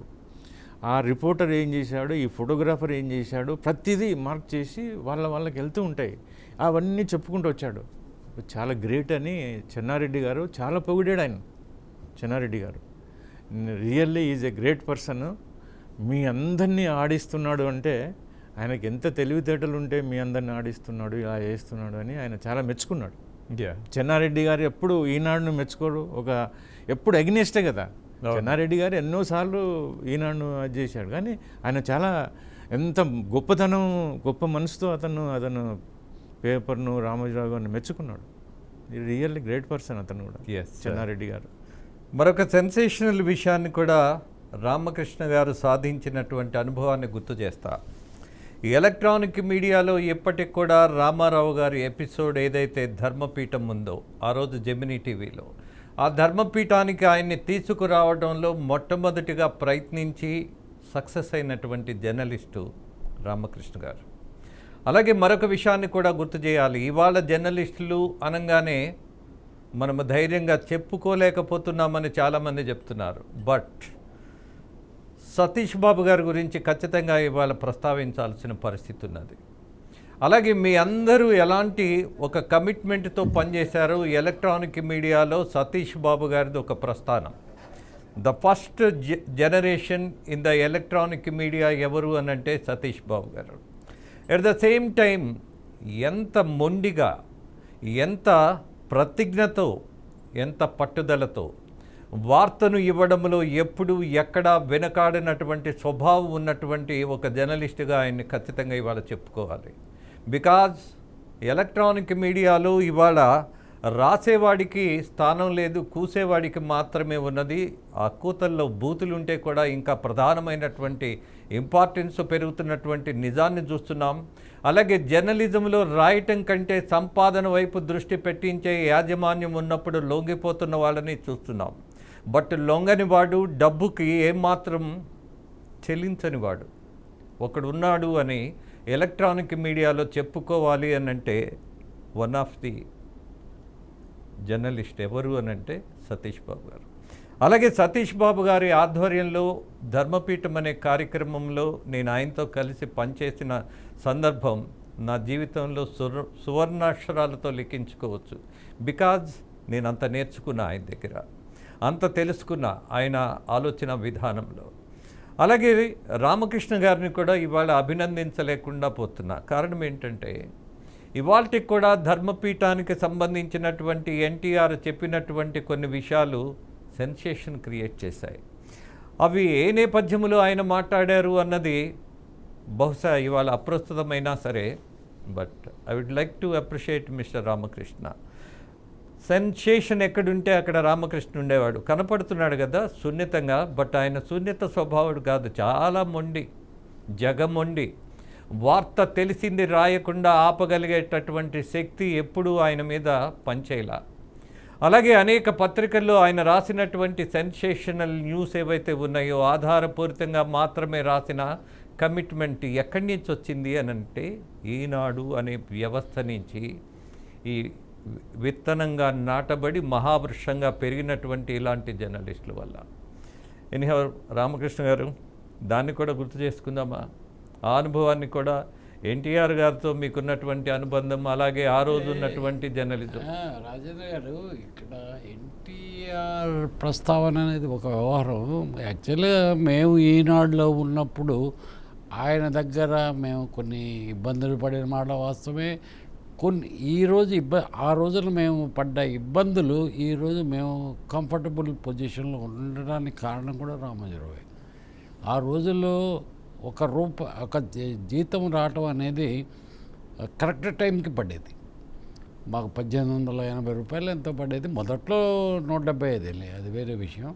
బట్ ఆ రోజుల్లో 1800 రూపాయలు కరెక్ట్ టైంగా ఏ రోజు లాస్ట్ వర్కింగ్ డే ఉంటే ఆ రోజు రావటం అనేది అప్పట్లో ఈవెన్ గవర్నమెంట్కి హాలిడే ఉంటే ఆ రోజు కాకపోతే నెక్స్ట్ డే ఇచ్చేవాళ్ళు. కానీ ఈనాడు అనే సంస్థలో 31st వచ్చేది. ఆ నిబద్ధత అనేది ఇప్పటికీ ఈనాడులో ఉంది. సో అటువంటి నిబద్ధత ఉన్న వ్యక్తి దగ్గర ఎన్నో నేర్చుకునే ఇష్యూస్ చాలా ఉన్నాయి. కానీ ఏంటంటే అది ఒక కూర్చొని మాట్లాడే ఇష్యూ కూడా కాదు.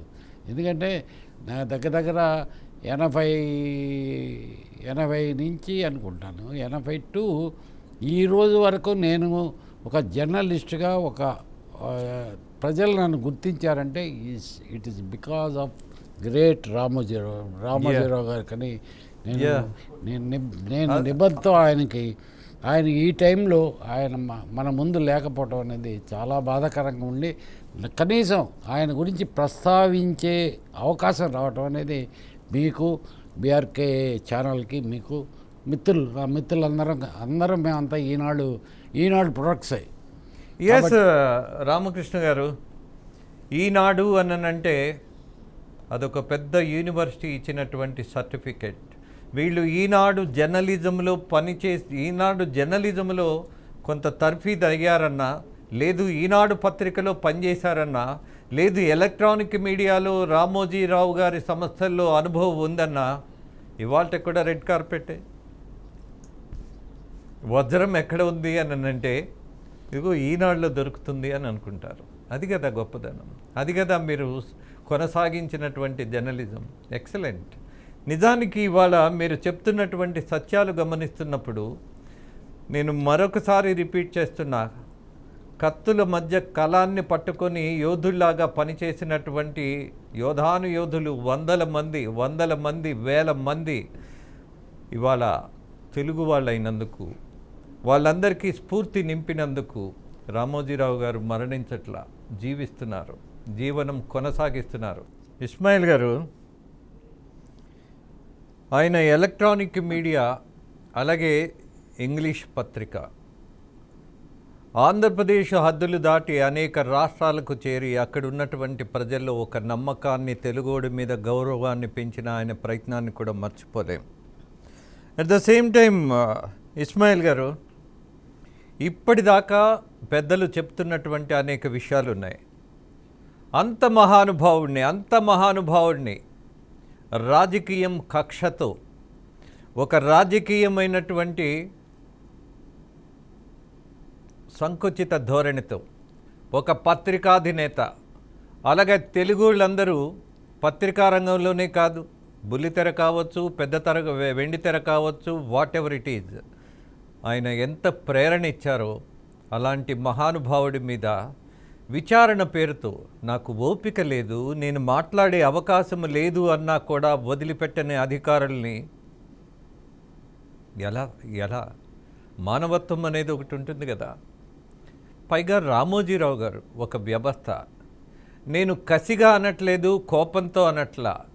బాబాయి హత్యలో నిందితుడిగా ఉన్నవాడు బయట తిరుగుతుంటే వాడిని విచారించడానికి కనీసం సాహసం చేయలేనటువంటి పోలీస్ అధికారులు, ఒక పత్రికాధినేతగానే కాదు, ఒక పత్రికా రంగంలో విశ్వ ప్రపంచానికి తెలుగువాడి యొక్క గౌరవాన్ని పెంచినటువంటి మహానుభావుడిని నాకు ఓపిక లేదు అన్నా కూడా వేధించి విచారణ పేరుతో ఆయన్ని అరెస్టు చేద్దామన్నటువంటి ప్రయత్నం చేశారే. వాట్ టు సే ఇస్మాయిల్ గారు? ఖచ్చితంగా అన్న, ఇది వేదనతో కూడినటువంటిది, ఆవేదనతో కూడినటువంటిది, నిజంగా ఒక రకంగా చాలా బాధ కలిగించేటటువంటి అంశమే. అందుకనే ప్రజలు కూడా కర్రుగాల్చి వాత పెడతారనే ఒక సామెత ఉంది కదా, ఆ తీర్పు ప్రజలు ఖచ్చితంగా వీటిని గమనించలేదు అని అనుకున్న వాళ్లకు ఇది చెంపపెట్టులాగా ఒక తీర్పు వచ్చింది. ఆ తీర్పే నిజంగా ఆయనకి ఇవాళ ఒక నివాళి అర్పిస్తుందని నేను భావిస్తాను. రెండో విషయం, నిజం నిప్పు లాంటిది, నిజం దాగదు, నిజం నిప్పు లాంటిది. ఆ నిజాన్ని నిర్భయంగా చెప్పేటటువంటి క్రమం లోపల ఆయన తీవ్రవాదులైతే అణ్వాయుధాలను తయారు చేయడానికి, తీవ్రవాదాన్ని రెచ్చగొట్టడానికి ప్రయత్నం చేస్తే ఇక్కడ నిరక్షర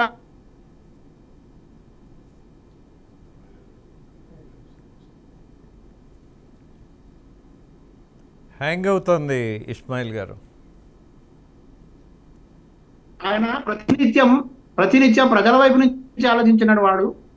ఈ నిరక్షరాస్యత, అవినీతి, అదేవిధంగా సామాజిక రుగ్మతలు అనేక వాటిపైన ప్రత్యక్షంగా ఆయన అక్షరాల్ని క్రోడీకరించి ఈ అక్షర యోధుల్ని తయారు చేసి నిత్యం సమాజాన్ని చైతన్యపరిచినటువంటి వాడు.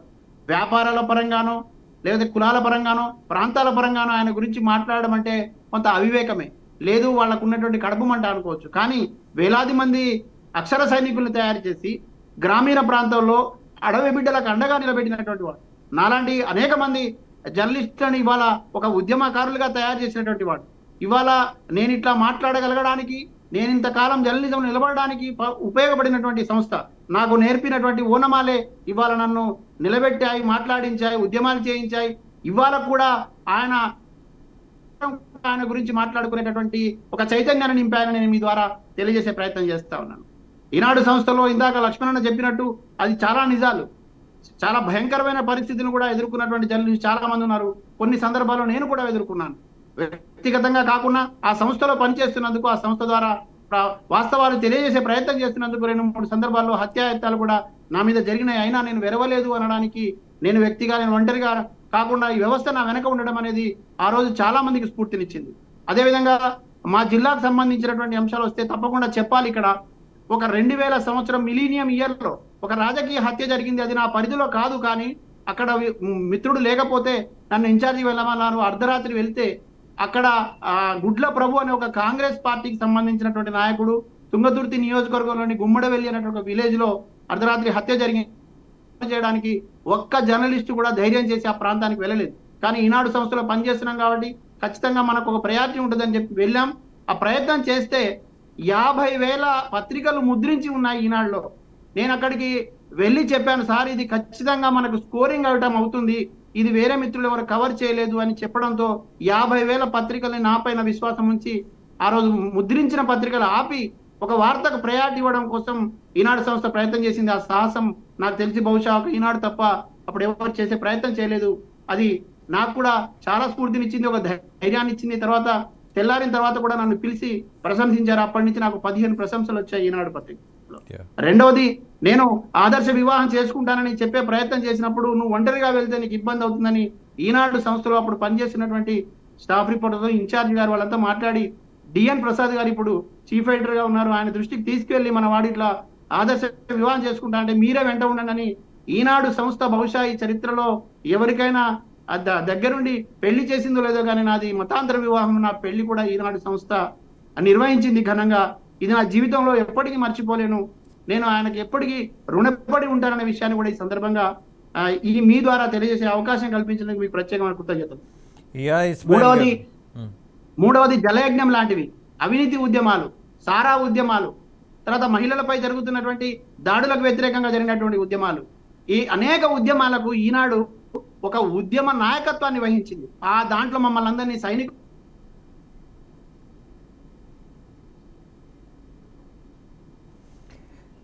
ఎస్, విలువైనటువంటి అనుభవాలు మీరు పంచుతున్నారు. ఎనీహో మరొక విషయాన్ని కూడా గుర్తు చేస్తా నా సీనియర్ జర్నలిస్టు సోదరులకి. పోనీ జర్నలిజంతో వదిలేశారా అని అంటే అలా వదిలేలా. ఎప్పుడు ఎక్కడ విపత్కర పరిస్థితులు వచ్చాయో, తుఫాన్ వచ్చినా, అలాగే ఆ తుఫాన్లో ఇళ్ళు కొట్టుకుపోయినా, ప్రజలు ఇబ్బందులు పడుతున్నా, ఎన్నో సేవా కార్యక్రమాలు. ఎంత ప్రేరణ అంటే బియాండ్ జర్నలిజం. మానవత్వాన్ని నమ్మినటువంటి మహనీయుడిగా ఆయన తీసుకున్నటువంటి అనేక కార్యక్రమాలు, సేవా కార్యక్రమాలు, దాన్ని కూడా మర్చిపోలేము. విశ్వేశ్వరరెడ్డి గారు, మీరు చెప్పింది నిజమే. రామోజీరావు గారు కేవలం మనం ఈనాడే కాదు, మిగతా సంస్థల గురించి కూడా మాట్లాడుకోవాలి. రామోజీరావు గారు ప్రారంభించేది. రామోజీరావు గారు మనం వేల మీద లెక్కలేని సంస్థ స్థాపించాడు. చతుర విప్లవ పత్రికలను నిర్వహించారు, సితారా పత్రికలు నిర్వహించాడు, అలాగే ఇంగ్లీష్లో న్యూస్ టైమ్ అని ప్రారంభించారు. తర్వాత ఎన్ఆర్ఐ అంటే విదేశాల్లో ఉన్న తెలుగు వారి కోసం ప్రత్యేకంగా ఒక మాసపత్రిక తీసుకొచ్చారు. ఇది తర్వాత తరంలో డిస్కంటిన్యూ అయింది, రెండో విషయం అది. అలాగే ప్రియా పచ్చళ్ళు, మన తెలుగు పచ్చళ్ళు. మీరు అమెరికా వెళ్ళినా, ఆస్ట్రేలియా వెళ్ళినా, ఏ స్టోర్కి వెళ్ళినా కనిపించేవి ప్రియా పచ్చళ్ళు. ఇలా హోర్డింగ్స్, ఇలా అనేక సంస్థలని మనం చెప్పుకోవడానికి ఒక పెద్ద లిస్ట్. ఇన్ని సంస్థలను ఆ ఒక్క మనిషి ఎలా నిర్వహించాడు? Question mark. ఇది చాలా అవసరం. ఆయన అన్ని సంస్థలను కూడా తనే అన్ని పగ్గాలతో నడిపించిన యోధుడు. అలాంటి వ్యక్తి మనకు అరుదే. ఆయనకు ఈ సందర్భంగా జోహార్లు అర్పించక తప్పదు. ఇంకోటి ఏంటంటే అనేక మందికి ఉపాధి కల్పించడానికి కారకులయ్యారు. లక్షలాది మంది పరోక్షంగా, ఇంకా మరికొన్ని లక్ష మంది కూడా ఉద్యోగాలు ఆయన వలన లభించాయి. అలాగే ఇప్పుడు ఈటీవీలో అనేక సంస్కరణలు తీసుకొచ్చాడు. అంటే ఛానల్స్లో అనేక సంస్కరణలు తీసుకొచ్చాడు. ఉదాహరణ, ఈటీవీలో పాడుతా తీయగా పాట, అది ఎంత పాపులర్ అయిందంటే అందులో పార్టిసిపేషన్ చేసిన గాయకులు ఈరోజు సినిమాల్లో, మన తెలుగు సినిమాల్లో పాడుతున్నారు. అది అంతటి అవకాశం కల్పించిందంటే కేవలం రామోజీరావు గారు పాడుతా తీయట కార్యక్రమం. అలా అనేక అవకాశాలను తీసుకొచ్చి అనేక మంది ఉపాధి కల్పించడానికి కూడా రామోజీరావు గారు దోహదపడ్డారు. మరొక విషయాన్ని కూడా ఈటీవీలో మనం గమనిస్తున్నాం. యువతకి ఇచ్చేటటువంటి ప్రాధాన్యత, అలాగే రైతుగా అండగా నిలబడేటటువంటి తత్వం. ఇవాళ జర్నలిజంలో అలాంటి ప్రయత్నాలు చేసేవాళ్ళు అరుదుగా కనిపిస్తున్నటువంటి నేపథ్యంలో ఇప్పటికి కూడా మరొక విషయాన్ని కేశవులు గారు, కొంచెం బాధాకరమే నేను చెప్పబోయేది కూడా. ఆయన్ని వేధించిన వాళ్లకు భగవంతుడు ఏ శిక్ష విధిస్తాడు అన్నటువంటి దాంతోపాటు ప్రజలు ఇచ్చే తీర్పు ఎలా ఉంటుంది అనే ఆశగా ఎదురు చూసినటువంటి ఆ మహానుభావుడి ఆలోచనకు తగ్గట్టుగానే ప్రజలు ఇచ్చిన తీర్పున్నదే అద్భుతం, మహాద్భుతం.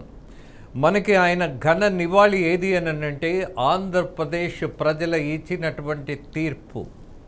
కారణం, ఆయన్ని వేధించిన వాడికి ప్రజలు ఇచ్చినటువంటి కఠినమైనటువంటి తీర్పు మామూలు కాదు. మళ్ళీ రాజకీయాల్లో కనపడకుండా, మళ్ళీ రాజకీయం పేరెత్తకుండా, మళ్ళీ కనపడకుండా అలాంటి తీర్పు ఇచ్చారు. బహుశా రామోజీరావు గారిని వేధించింది కూడా ప్రజల్లో ఒక భావన కలిగించిందేమో, ఒక బాధతో పాటు ఒక బాధ్యతగా ప్రజలు ఓటేశారేమో అన్నటువంటి ఆలోచన కూడా చేసే దశగా మనం భావించవచ్చా? అవును, ఎందుకంటే ఆయనను పోలీస్ మొత్తం ఆ జూబ్లీ హిల్స్లో పెట్టేసి రౌండ్గా వేసేసి ఆయన ఏదో పెద్ద నేరం చేశాడన్నట్టుగా తీసుకెళ్ళి ఆయన ఆ ఏజ్లో అంత ఇబ్బంది కల్పించారు. ఆ సీన్ చూస్తే ఎంత బాధాకరంగా ఉంది. ఆయన చేసిన నేరం ఏముందని అక్కడ? అది ఒక సిస్టమేటిక్గా అడగొచ్చు కదా. ఆయన తీసుకొచ్చి ఆడ పెట్టిన ఆ సీన్ చూస్తే నాకు చాలా లైఫ్లో అంత బాధాకరమైన సీన్ నేను చూడలేదు కూడా. వాళ్ళు చేసినవన్నీ ఇటువంటి పనులే చేశారు. అటువంటి పనులు చేసినాకనే ప్రజలు ఈ తీర్పు ఇచ్చారు. ఎగ్జాంపుల్గా ల్యాండ్ ఏదైతే ఉన్నదో, ల్యాండ్ పైన జగన్మోహన్ రెడ్డి ఏదైతే చేశాడో అది ల్యాండ్, మీ ల్యాండ్ తీసుకొని ఆయన ఫోటోలు వేసుకోవడం, అవన్నీ ప్రజల లోపల బాగా వ్యతిరేకత వచ్చింది. ఆ వ్యతిరేకతను ఈనాడు కళ్ళకు కట్టినట్టు రాసింది. ఆ వ్యతిరేకతతోనే ఇప్పుడు ఈ పరిస్థితి వచ్చింది. రిజల్ట్ ఇది. ఈనాడు కళ్ళకు కట్టినట్టుగా ఆ విషయాలన్నీ ప్రజల ముందు పెట్టింది. ఇది మీకు తెలియవలసిన విషయాలు ఇవి. మీ ల్యాండ్ ఎక్కడ పోతుందో మీకే తెలియదు. అప్పట్లో పార్కులు అమ్మేశారు, పార్కులు అమ్మేసి బ్యాంకుల్లో పెట్టి డబ్బులు తీసుకున్నారు, సెక్రటరేట్ అమ్మేసి డబ్బులు తీసుకున్నారు ఏపీలో. రేపటి నాడు మీ ల్యాండ్ ఎక్కడ పోతుంది, అది మీ ల్యాండ్ మీకు ఉంటుందో ఉండదో అనే విషయం ప్రజలకు అపనమ్మకం వచ్చేసింది. దానివల్ల బాగా వ్యతిరేకత ప్రజల లోపల వచ్చే ఈ తీర్పు వచ్చింది. అది లక్ష్మణ్ గారు, ఇట్స్ నాట్ ఏ సెంటిమెంట్. నిజానికి ఈ తీర్పు కోసమే ఆయన ప్రాణము కొట్టుకులాడిందేమో, దీనికోసమే వేచి చూశారేమో. తీర్పు వచ్చిన తర్వాత గర్వంగా ఆయన మరొక లోకానికి వెళ్ళిపోయారేమో. ఇలా కూడా భావించాల్సిన దశగా అనిపిస్తోంది. లక్ష్మణ్ గారు, ఒక పత్రికాధిపతి అని కానీ, లేకపోతే ఒక చిట్ ఫండ్ సంస్థ అధినేత అని కానీ, అవన్నీ పక్కన పెట్టండి. అసలు నేరం ఏమిటి? ఆ నేరం అన్నది ఏదైనా ప్రజలకు, లేదంటే ఆ చిట్ ఫండ్లో ఉన్నటువంటి లబ్ధిదారులకి ఏమైనా నష్టం జరిగిందా అన్నదే చూస్తుంది కోర్టు కానీ, ఎవరైనా పోలీస్ వ్యవస్థ కానీ. ఏదో చిన్న పాయింట్ పట్టుకొని డిపాజిట్స్ను ఇతర కంపెనీలకు మళ్లించారు అనేటువంటి ఒక కారణము, దానికి ఇంకా కథలన్నీ అల్లి, అంటే కావాలనే వేధించాలనే ఉద్దేశముతోనే వేధించారన్నది జనమందరికీ అర్థమైంది. అర్థం కాకుండా ఏం పోలేదు. ఇప్పుడు అంత పెద్ద వ్యవస్థను నడిపి ప్రత్యక్షంగాను పరోక్షంగాను వేల మందికి కాదు లక్షల మంది ఉపాధి కల్పించినటువంటి వ్యక్తి మీద అలాంటి నిందలు వేసి ఆ వయస్సులో వేధిస్తే అది ఎవరికైనా కానీ ఆ పాపం ఊరికే పోదు. మన పెద్దలు అంటుంటారు కదా, అరే నువ్వు ఆ తప్పు చేస్తే పాపం ఊరికే పోదురా, నీకు జుట్టుకుంటుందని. ఏం అవసరం వచ్చిందని ఇక్కడ? ఓకే, నువ్వు నోటీస్ ఇవ్వు, కోర్టులో ప్రవేశపెట్టు, కోర్టు విచారణ జరుపుతుంది. ఏమైనా మర్డర్ కేసా ఇమీడియట్గా అరెస్ట్ చేయాలి, లోపలేయాలనుకోవడానికి కాదు కదా. పోనీ ఫైనాన్షియల్ అఫెన్స్ అంటే ఫైనాన్షియల్ అఫెన్స్ కూడా అక్కడేం కనపడలేదు. అక్కడ మనీ ఏమన్నా మిస్యూజ్ అయిందా, లేకపోతే ఆ మనీ లేకుండా కనపడకుండా పోయిందా అన్నది కాదు అక్కడ. But what ever it is maybe, ఆరోపణ ఏదైనా కావచ్చు, కానీ అతి ఉత్సాహం చూపించడం అనేది పెద్ద నేరం అవుతుంది.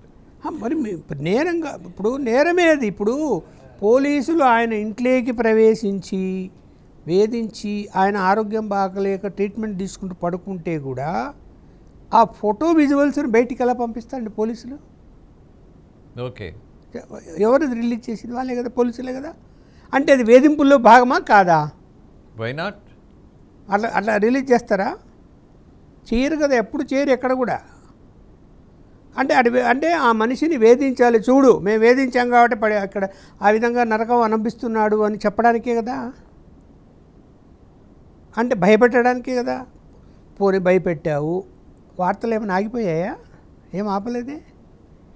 ఆయన రాజశేఖర రెడ్డి గారు బెదిరిస్తేనే భయపడలేదు, వార్తలు ఆపలేదు. ఆ రోజు నేనే విట్నెస్ దానికి. ఈ జగన్మోహన్ రెడ్డి గారు బెదిరిస్తే భయపడిపోయే రకమా రామోజీరావు గారు?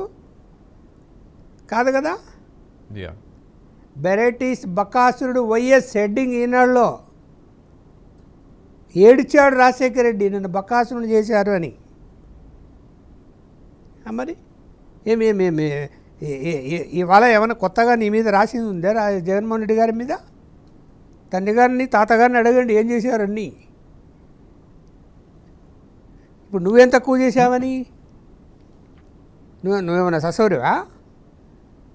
ఎందుకు నీ మీద ఎన్ని కేసులు ఉన్నాయి? ఈడీ కేసులన్నీ ఏ విధంగా ఆస్తులు వచ్చాయి మీకు?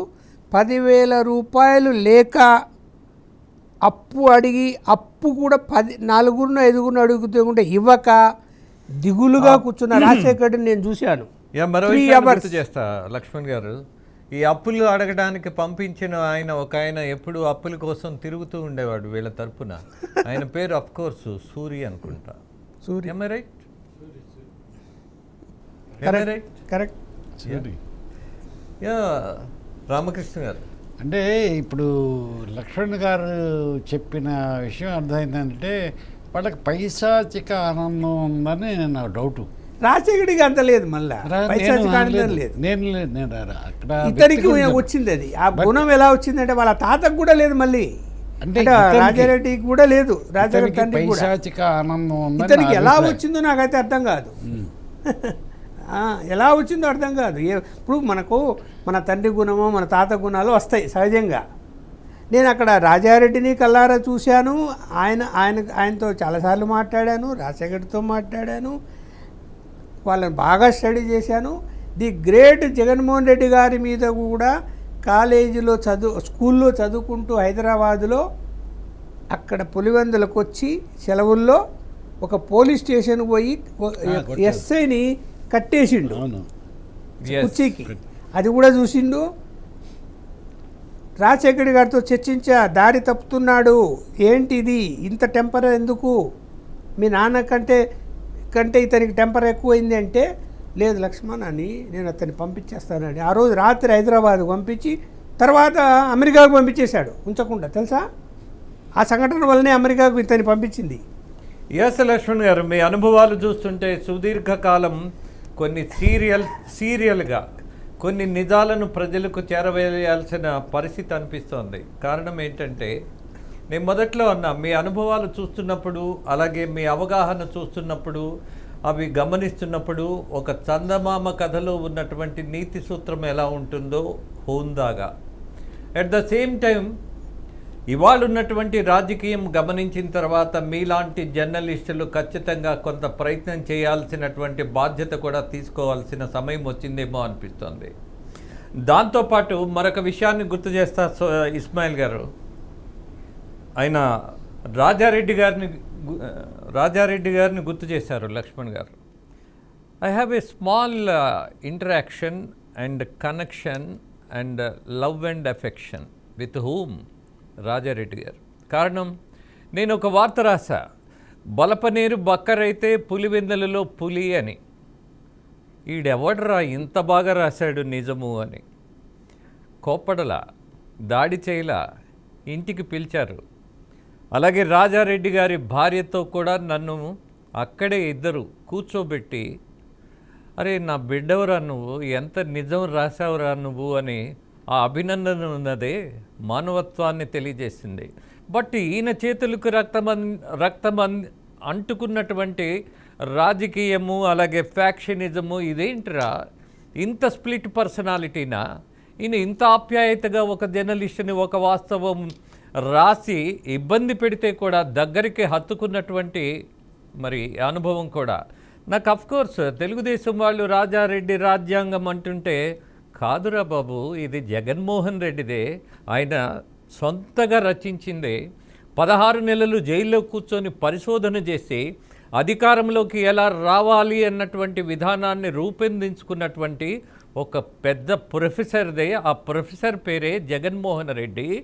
ఆయనే మొన్నటిదాకా ఆంధ్రప్రదేశ్ ముఖ్యమంత్రి అని గమనించమని చెప్పాలనిపించేది. బట్ మన సీనియర్ జర్నలిస్టులు చెప్పినట్టుగా రాజారెడ్డి గారికి కానీ అలాగే రాజశేఖర్ రెడ్డి గారికి కానీ వాళ్ళిద్దరి లక్షణాలు పెద్దగా ఈయనలో కనపడలేదు అన్నటువంటి విశ్లేషణ చూసాం. ఎనీహౌ, మరొక చిన్న విషయంతో దీన్ని ముగిస్తా. రామోజీరావు గారు మరణించలా, ఉదయిస్తున్నారు. మరీ ప్రతిరోజు ఉదయిస్తూ మనల్ని పలకరిస్తున్నారు. ఈనాడు ఉన్నది, ఈటీవీ ఉన్నది, మనందరితో కలిసే ఉన్నారు. కారణం ఏంటంటే ఆయన బీజాలు నాటారు, జర్నలిజం ఏంటో నిరూపించారు. దానికి వారసులుగా ఇక్కడ కూర్చున్నటువంటి పెద్దలు ఎవరైతే ఉన్నారో అనేక మంది జర్నలిస్టుల్ని, యోధుల్ని కూడా తయారు చేసినటువంటి టీం ఇది. అందుకే అంటున్నా, జర్నలిజం ఎప్పుడూ బతికే ఉంటుంది, ఎప్పుడూ నిలబడే ఉంటుంది, ఎప్పుడూ ప్రశ్నిస్తూనే ఉంటుంది. ఆ గొప్ప విజయాన్ని సాధించటానికి రామోజీరావు గారు చేసిన కృషిని అభినందిస్తూ నివాళులు అర్పిస్తూ మీ అందరి తరపున